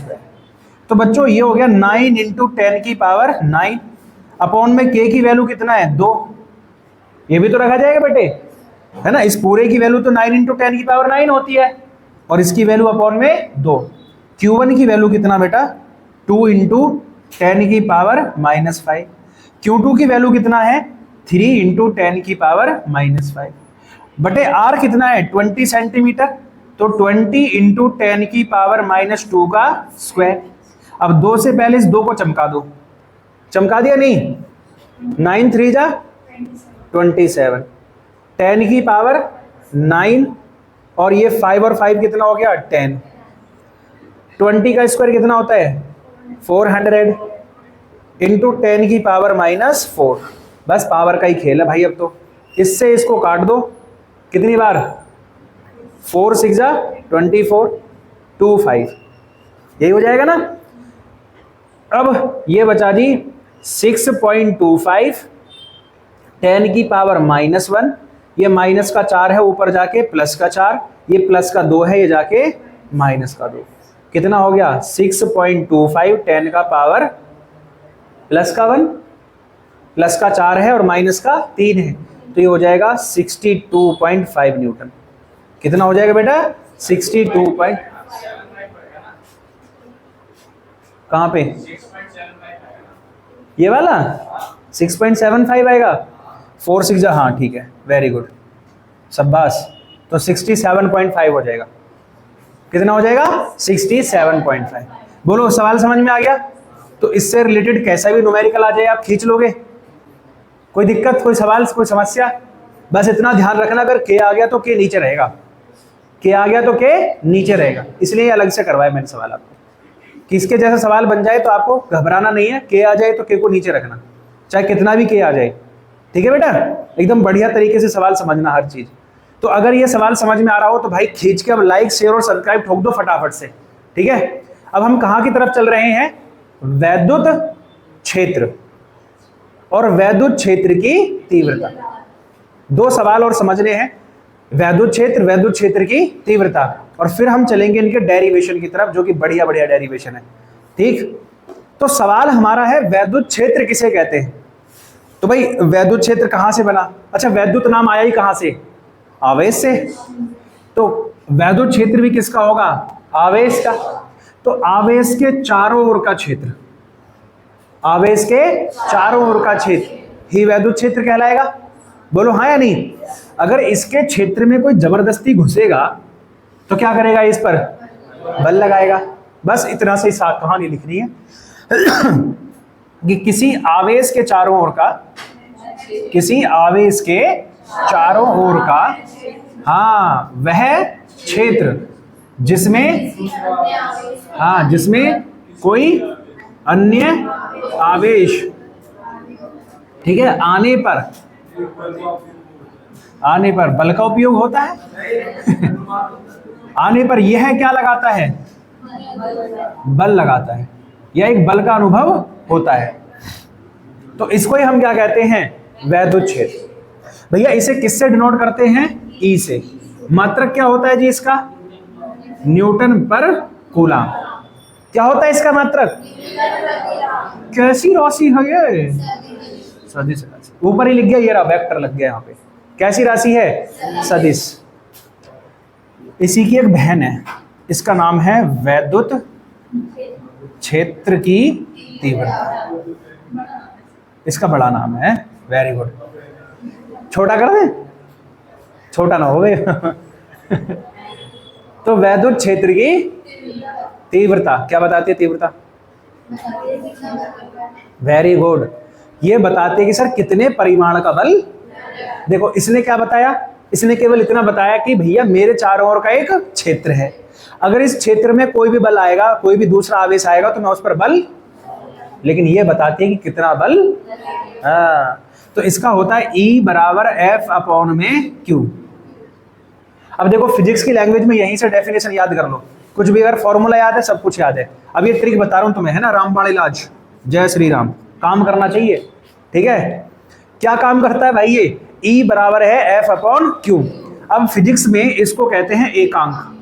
जो नीचे आ गया ना, नीचे, उसको एकांक बना दो। एकांक मतलब एक। तो एक कौन है? आवेश। एकांक आवेश पर वैद्युत क्षेत्र में लगने वाला बल। बस, एकांक आवेश पर वैद्युत क्षेत्र में लगने वाला, अरे कौन सा बल? वैद्युत बल। क्या कहलाता है? वैद्युत क्षेत्र की। मतलब ये बता रहा है कि कितना बल इस आवेश पर लगेगा जब ये बल किसमें, जब ये आवेश किसमें चला जाएगा? वैद्युत क्षेत्र में चला जाएगा। कि अगर ये वैद्युत क्षेत्र में जाएगा तो ये इस पर बल लगाएगा, तो कितना बल लगाएगा? इतना बल लगाएगा। तो यहां से बल का मान भी ज्ञात कर लोगे, F बराबर Q इंटू E। बोलो हाँ या नहीं? हाँ या नहीं? ऐसे तो सवाल खत्म हो गया। डेफिनेशन समझ में आ गई कि एकांक आवेश पर वैद्युत क्षेत्र में लगने वाले वैद्युत बल को ही क्या कहते हैं? वैद्युत क्षेत्र की तीव्रता। यहीं से इसका मात्रक भी लिख रहा है, बल का मात्रक न्यूटन होता है और आवेश का मात्रक कूलम। दोनों एक ही चीज को बता रहे हैं, लेकिन वो बता रहा है कि केवल वैद्युत क्षेत्र होता है, और ये क्या बता रहा है कि जो बल लगता है वैद्युत क्षेत्र में वो कितना लगता है। अब एक सवाल है, बिंदु आवेश के कारण बल। बिंदु आवेश के कारण बल। एक बिंदु आवेश है, ठीक है, बहुत ही ज्यादा बेहतरीन सवाल बता रहा हूं मैं आपको, इसको मिटा देता हूं मैं भी यहां थोड़े से। ठीक है, मान लो सर ये हमारे पास में एक बिंदु आवेश है, इस पर क्या एक आवेश रख दो Q, ठीक है, ये अपना वैद्युत क्षेत्र बना रहा होगा कहां तक, r मीटर तक, बोलो हाँ या नहीं। अब हम एक टेस्टिंग चार्ज इसके अंदर ला रहे हैं, तो ये वाला इस पर क्या लगाएगा, बल लगाएगा। सवाल समझ में आया कि हमने कहीं पॉइंट O पर एक चार्ज रख दिया, कितना, Q, तो इसके चारों ओर क्या बनेगा, इलेक्ट्रिक फील्ड, वैद्युत क्षेत्र बनेगा। कहां तक बनेगा, r मीटर तक इसका वैद्युत क्षेत्र बनेगा। जब r मीटर तक वैद्युत क्षेत्र बनेगा तो इसका टेस्ट करने के लिए चार्ज लाना पड़ेगा कि कितना बल लगाएगा। तो हमने क्या रख दिया, टेस्टिंग चार्ज, कहां रख दिया, पॉइंट A पर। तो भैया ये वाला इस पर क्या लगाएगा, तो किसके नियम से बल लगाएगा, कूलाम के नियम से। किसके नियम से, कूलाम के नियम से बल कितना लगेगा, F is equals to 1/4 pi epsilon naught Q into Q naught upon में R स्क्वायर। इतना ही तो बल लगेगा। Q1 Q है, Q2 Q नॉट है, बीच की दूरी R है, रख दिया। लेकिन हमें बल निकालना है वैद्युत क्षेत्र, तो भैया वैद्युत क्षेत्र की परिभाषा से, किसकी परिभाषा से, वैद्युत क्षेत्र की परिभाषा से बताओ क्या बनेगा। आप बोलोगे सर E बराबर बताया था F अपॉन में Q not, F upon Q बताया था, जौन सा एंटर कर रहा है, कौन सा आवेश एंटर कर रहा है, Q नॉट, ये तो वैद्युत क्षेत्र बना रहा है, तो बल किस पर लगेगा, Q नॉट पर, तो Q नॉट नीचे रख दिया। बताओ F की वैल्यू रख दी यहां से, कितना है, 1/4 pi epsilon naught Q not बटे में R स्क्वायर, और इंटू Q नॉट यही आ गया, Q नॉट ने Q नॉट को चट कर दिया, तो E बराबर कितना बचा, 1/4 पाई एप्सिलॉन नॉट Q बटे में R स्क्वायर। यानी वैद्युत क्षेत्र खाली सिंगल आवेश के कारण भी हो सकता है, वैद्युत क्षेत्र खाली सिंगल आवेश के कारण भी हो सकता है, लेकिन बल लगाने के लिए दो आवेशों का होना जरूरी है। वैद्युत क्षेत्र केवल एक आवेश के द्वारा ही उत्पन्न हो सकता है, जबकि बल लगाने के लिए दो आवेश के। सेम यहां पर भी E किसके इनवर्सली प्रोपोर्शनल है, R स्क्वायर के, तो वही बल वाला याद हो गया कि अगर ये दुगना हो जाए तो ये 4 गुना कम हो जाएगा, अगर ये आधा हो जाए तो ये 4 गुना ज्यादा हो जाएगा, हाँ या नहीं। ग्राफ इसका भी खींच सकते हो, जैसे बल का खींचा था वैसे ही इसका भी बन जाएगा, बन जाएगा कि नहीं। क्या ग्राफ बनेगा सर, ये वाला ग्राफ बनेगा सर, याद है, और थोड़ा नीचे लेकर जाना था ऐसे, बोलो हाँ या नहीं। तो E, ये E है और ये क्या है, R स्क्वायर, तो इनका ग्राफ खींच लेना, बोलो हाँ या नहीं। अरे एक सिखा दिया फिर तो आप बनाना सीख ही गए, बोलो हाँ या नहीं, बस इतना सी चीजें सीखा करो। तो ये है सर जी बिंदु आवेश के कारण वैद्युत क्षेत्र की तीव्रता, आई समझ में। याद रखना कितना फॉर्मूला निकल के आया है, 1/4 pi epsilon naught Q upon में R स्क्वायर। अच्छा जी, अब एक वस्तु होती है, वस्तु, कौन सी वस्तु, वैद्युत द्विध्रुव। लो जी एंड की तरफ पहुंच लिया, अभी हम इसका पार्ट नंबर 1 एंड हो गए होने वाला है, और पार्ट नंबर 2 के लिए भी वीडियो बनाएंगे भाई जल्दी से, लेकिन इसको बहुत सारा प्यार देना भाई, फैला देना अपने दोस्तों तक, ठीक है। अब है जैसे वैद्युत द्विध्रुव क्या होता है, सबसे बड़ी बात ये है, तो वैद्युत द्विध्रुव आप में से कोई बताएगा, इतने में इसको रफ कर लो। हाँ हाँ बताते जाओ, सुन रहा हूं मैं, ठीक है। अगला जो टॉपिक है, इस टॉपिक का नाम है वैद्युत द्विध्रुव। क्या नाम है इसका, वैद्युत द्विध्रुव। क्या होता है वैद्युत द्विध्रुव, बताओ।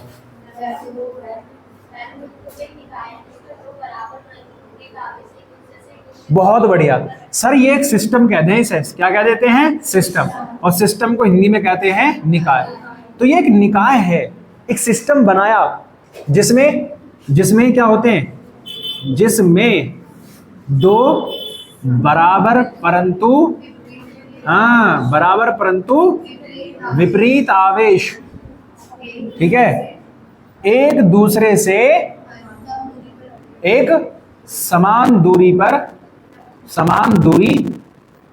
पर रखे होते हैं, समान दूरी 12 पर रखे होते हैं। यानी हमने कैसा सिस्टम बना दिया भाई साहब, कैसा सिस्टम बना दिया सर, जिसमें एक माइनस का आवेश, ठीक है जी, और एक प्लस का आवेश एक दूसरे से कितनी दूरी पर रहता है, एक निश्चित दूरी होती है, और जिसको 2a कह सकते हैं, 12 कह सकते हैं, जितना भी हो, तो एक सिस्टम है।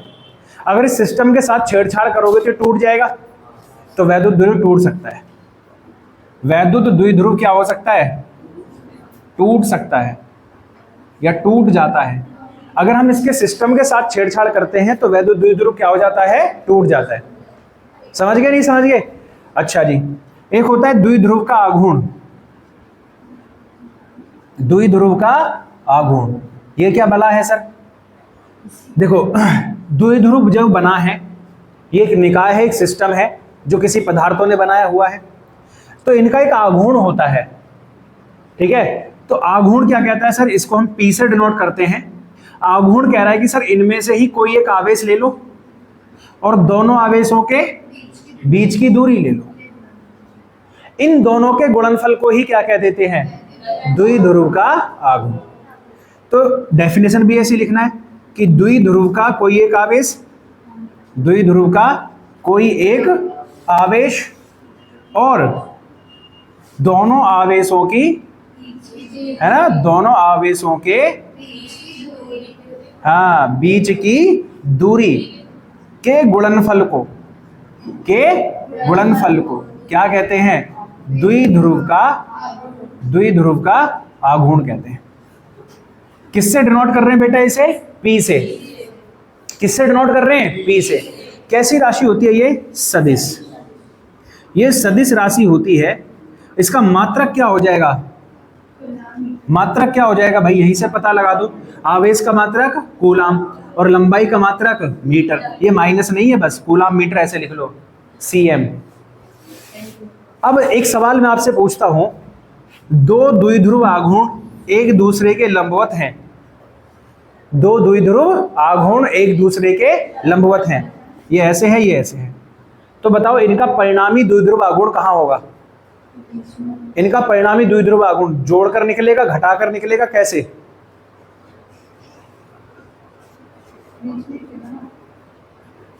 ऐसे हैं? बोलो, नहीं पता? चलो कोई बात नहीं बेटा, ये सदिश राशि है ना, तो सदिश राशि का परिमाण यही तो निकलेगा। पढ़ा था हम लोगों ने दो वेक्टरों को जोड़ने का नियम, त्रिभुज नियम, चतुर्भुज नियम, याद है या नहीं है? तो यही तो है। ठीक है, तो हमने इन दोनों को जोड़ दिया, तो जोड़ने के बाद क्या हुआ? एक बीच से रेखा जाएगी और ये पाइथागोरस ट्रिपलेट को फॉलो करेगा, तो P = आ जाएगा सर जी रूट में P1² प्लस P2²। तो परिणामी द्विध्रुव आघूर्ण ऐसे निकल आएगा। आ गया समझ में? बोलो हाँ या नहीं? क्योंकि सदिश राशि है तो परिणामी द्विध्रुव आघूर्ण हो जाएगा रूट में P1² प्लस P2। मान लो P1 की वैल्यू 3 होती और P2 की वैल्यू 4 होती, तो P = हो जाता रूट 3 का स्क्वायर प्लस में 4। अब 3 का स्क्वायर कितना होता है? 9। 4 का स्क्वायर कितना होता है? 16। रूट में कितना आ गया? 25। कितना आ गया? 5 कूलाम मीटर। ये लो जी, खींच दो मीटर को। ऐसे निकल आएगा परिणामी द्विध्रुव आघूर्ण। बोलो हाँ या नहीं? ठीक है, कर लो राइट। टॉपिकों में आता है द्विध्रुव के कारण अक्षय स्थिति में तीव्रता। ठीक है बेटा, दो तरह से होती है, एक अक्ष पर और दूसरा निरक्ष पर। बढ़िया से समझना, सवाल समझ में आएगा आपको। तो द्विध्रुव के कारण अक्षय स्थिति में तीव्रता कैसे निकालेंगे? सर हमारे पास में एक द्विध्रुव है, ये माइनस का है और ये प्लस का। इसकी टोटल दूरी कितनी होती है बेटा? 2l। अच्छा जी, अब यहां से यहां तक डिस्टेंस कितनी हो गई? l। फिर यहां से यहां तक डिस्टेंस कितनी हो गई? l। और फिर यहां से हम लोग देखेंगे कि ये जो डिस्टेंस है ये r मीटर की है और इस पर एक p पॉइंट जनरेट हो रहा है, जहां हमें क्या फाइंड करनी है? Electric field intensity. अब बताओ, जो वैद्युत क्षेत्रीय तीव्रता होगी सिंगल आवेश के कारण होती है। अब प्लस की बल रेखाएं कहां की ओर होती हैं? बाहर की ओर। तो प्लस के कारण तीव्रता कहां की ओर होगी? बाहर की ओर। और माइनस की तीव्रता कहां की ओर होगी? अंदर की ओर होगी सर। तो ये होगी आपकी E2। सही है। अब हमें सवाल समझ में आता है कि सर प्लस Q के कारण जो दूरी है किसकी?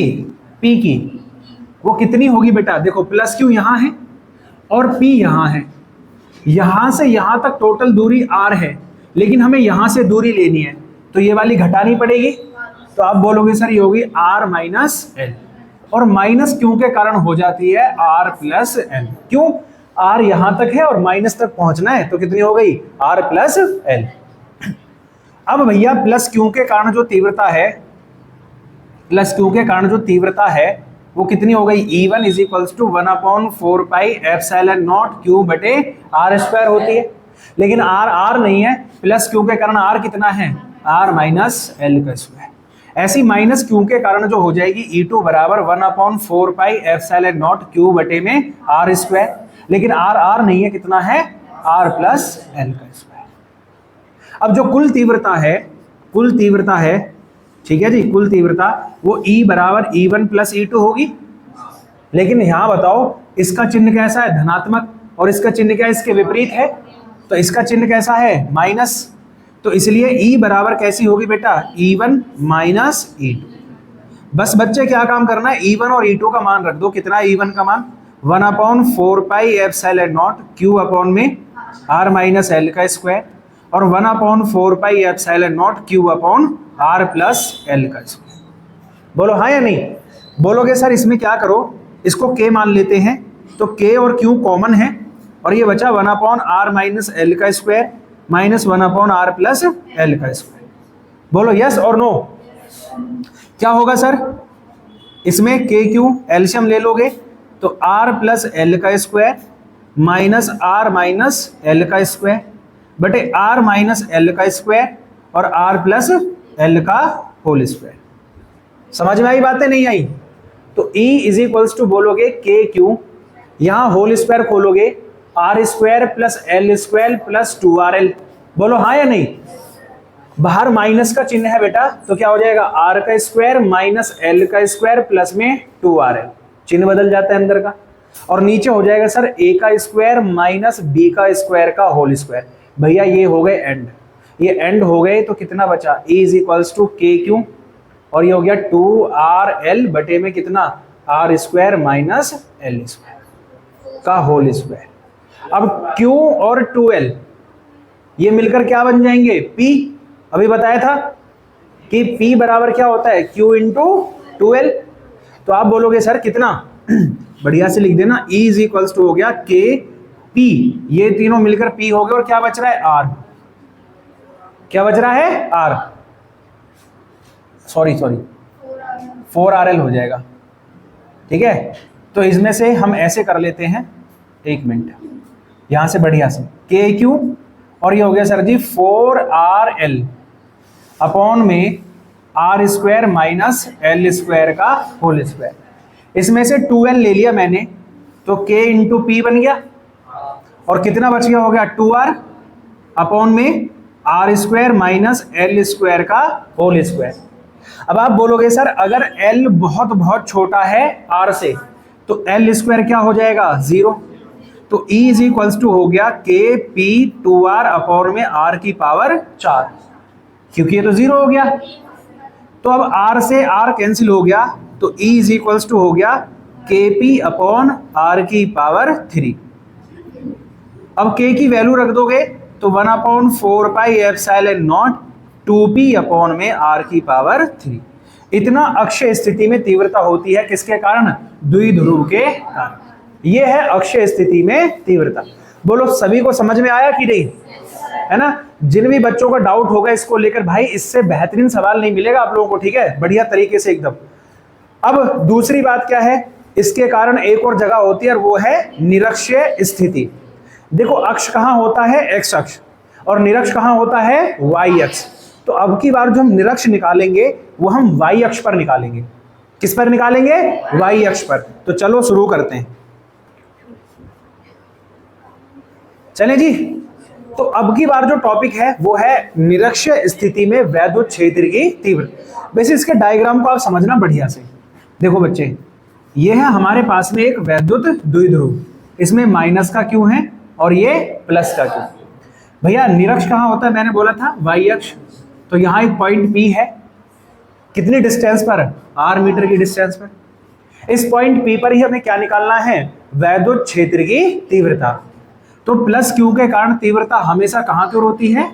बाहर की ओर। और माइनस के कारण कहाँ की ओर होती है? अंदर।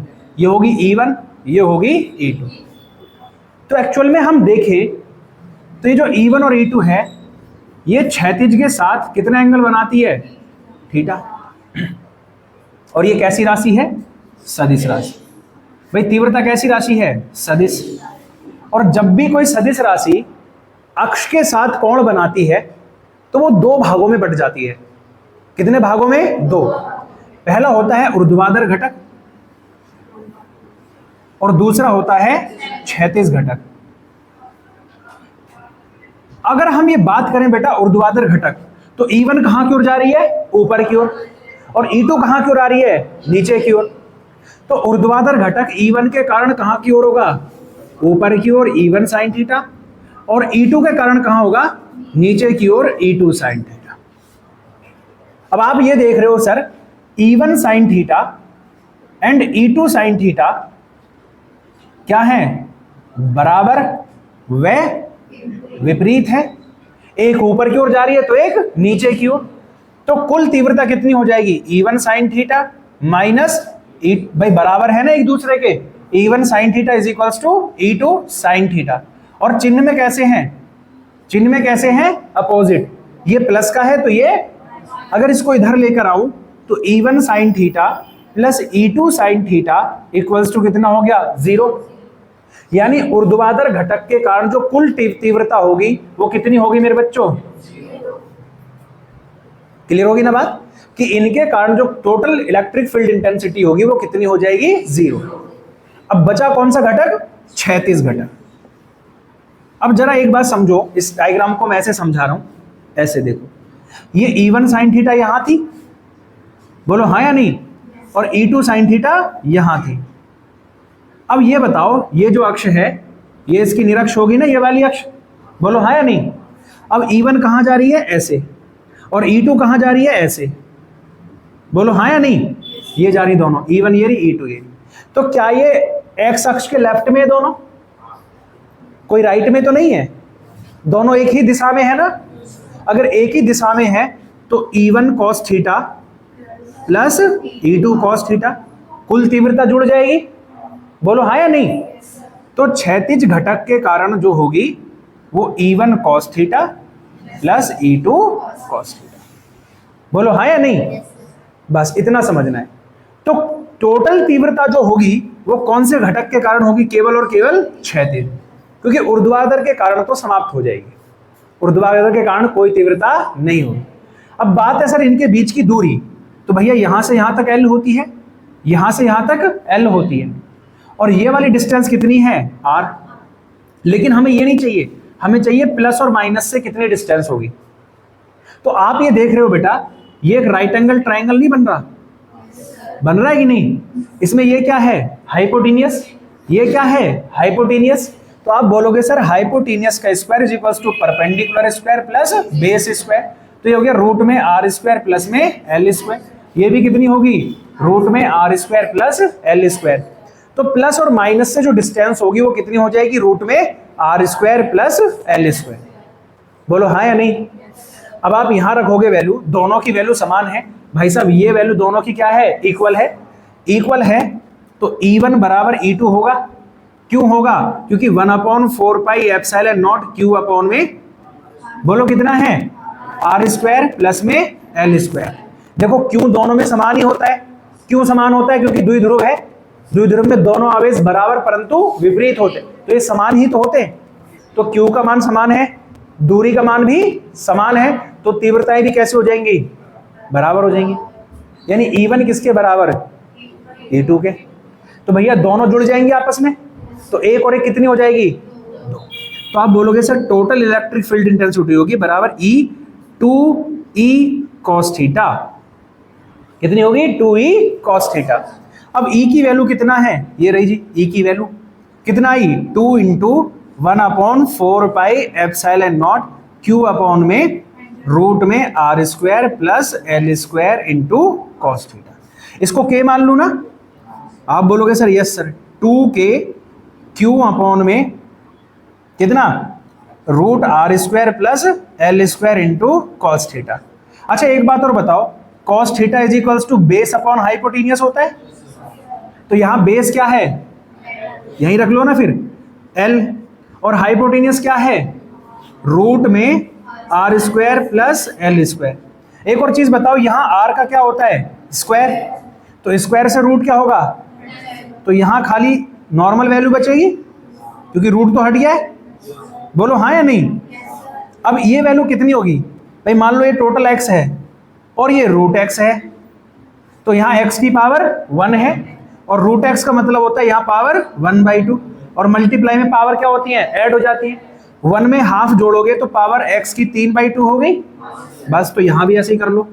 तो आप बोलोगे sir E is equals to हो गया 2, चलो यहाँ लिखो, इसको रफ कर देते हैं ताकि बढ़िया से समझ में, ठीक है।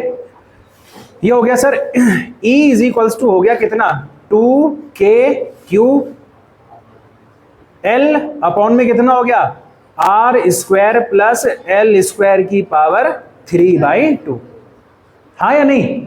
अब ये 2qL क्या बन जाएगा, P, Q इंटू 2L होता है, बोलो हाँ या नहीं। तो E इज इक्वल्स टू हो गया सर कितना, K P upon R square plus L square की पावर 3/2। अब L बहुत बहुत छोटा है R से, तो एल स्क्वायर कितना हो जाएगा, नेग्लाइजेबल हो जाएगा, 0 मान लेंगे इसको। तो आप बोलोगे सर E की वैल्यू हो गई KP अपॉन आर स्क्वायर की पावर 3/2। ये कैंसिल हो जाएगा मेरे बच्चे, कितना बचा, KP अपॉन में, कितना बचा, KP अपॉन में R। क्यों, अच्छा सॉरी R3, हाँ सॉरी, ठीक है। अब K की वैल्यू रख लोगे तो कितना हो जाएगा, 1/4πε0 P अपॉन R का क्यूब। अब इनमें एक रिलेशन भी होता है, देखो अक्ष हमने निकाली, वहां 2P था और ये कितना है, ये P आया है। तो आप ये कह सकते हो सर अक्ष वाली जो होती है एक्सियल, वो इक्विटोरियल का कितना होती है, डबल होती है। एक्सियल इक्विटोरियल का कितना होती है, डबल, क्योंकि एक्सियल में डबल आया था और इसमें खाली P आया है, तो इनकी रिलेशन भी आता है कि E एक्सियल, एक्सियल बोले तो अक्षीय स्थिति में जो तीव्रता होती है वो निरक्ष का कितना गुना होती है, 2, लेकिन चिन्ह इनके अपोजिट रहते हैं, वो किसी और दिशा में थी और ये किसी और दिशा, तो भैया ये एक दूसरे के विपरीत होती है, ये भी ध्यान रखना है, सही है। तो बस आज की वीडियो यहीं खत्म हो रही है। गॉस का नियम जो हम पढ़ाएंगे वो अपने पार्ट नंबर 2 में पढ़ाएंगे। और ये वीडियो आपको कैसी लगी भाई कमेंट में बताना, और मजा आया हो तो अपने दोस्तों तक शेयर कर देना। मुझे नहीं लगता इसके बाद आपको कुछ और पढ़ने की जरूरत है। बाकी अगर न्यूमेरिकल वगैरह में फिर भी कोई डाउट रह जाता है तो मुझे कमेंट कर देना, मैं उसके ऊपर वीडियो बनाऊंगा। अगर कोई ऐसा न्यूमेरिकल आपको फंसा रहा है, कोई भी दिक्कत आपको आ रही है या आपको लग रहा है कि सर न्यूमेरिकल और ज्यादा करा दो, तो फिर उसके लिए भी वीडियो बना देंगे, ठीक है। मिलेंगे, टाटा बाय बाय अगली वीडियो में।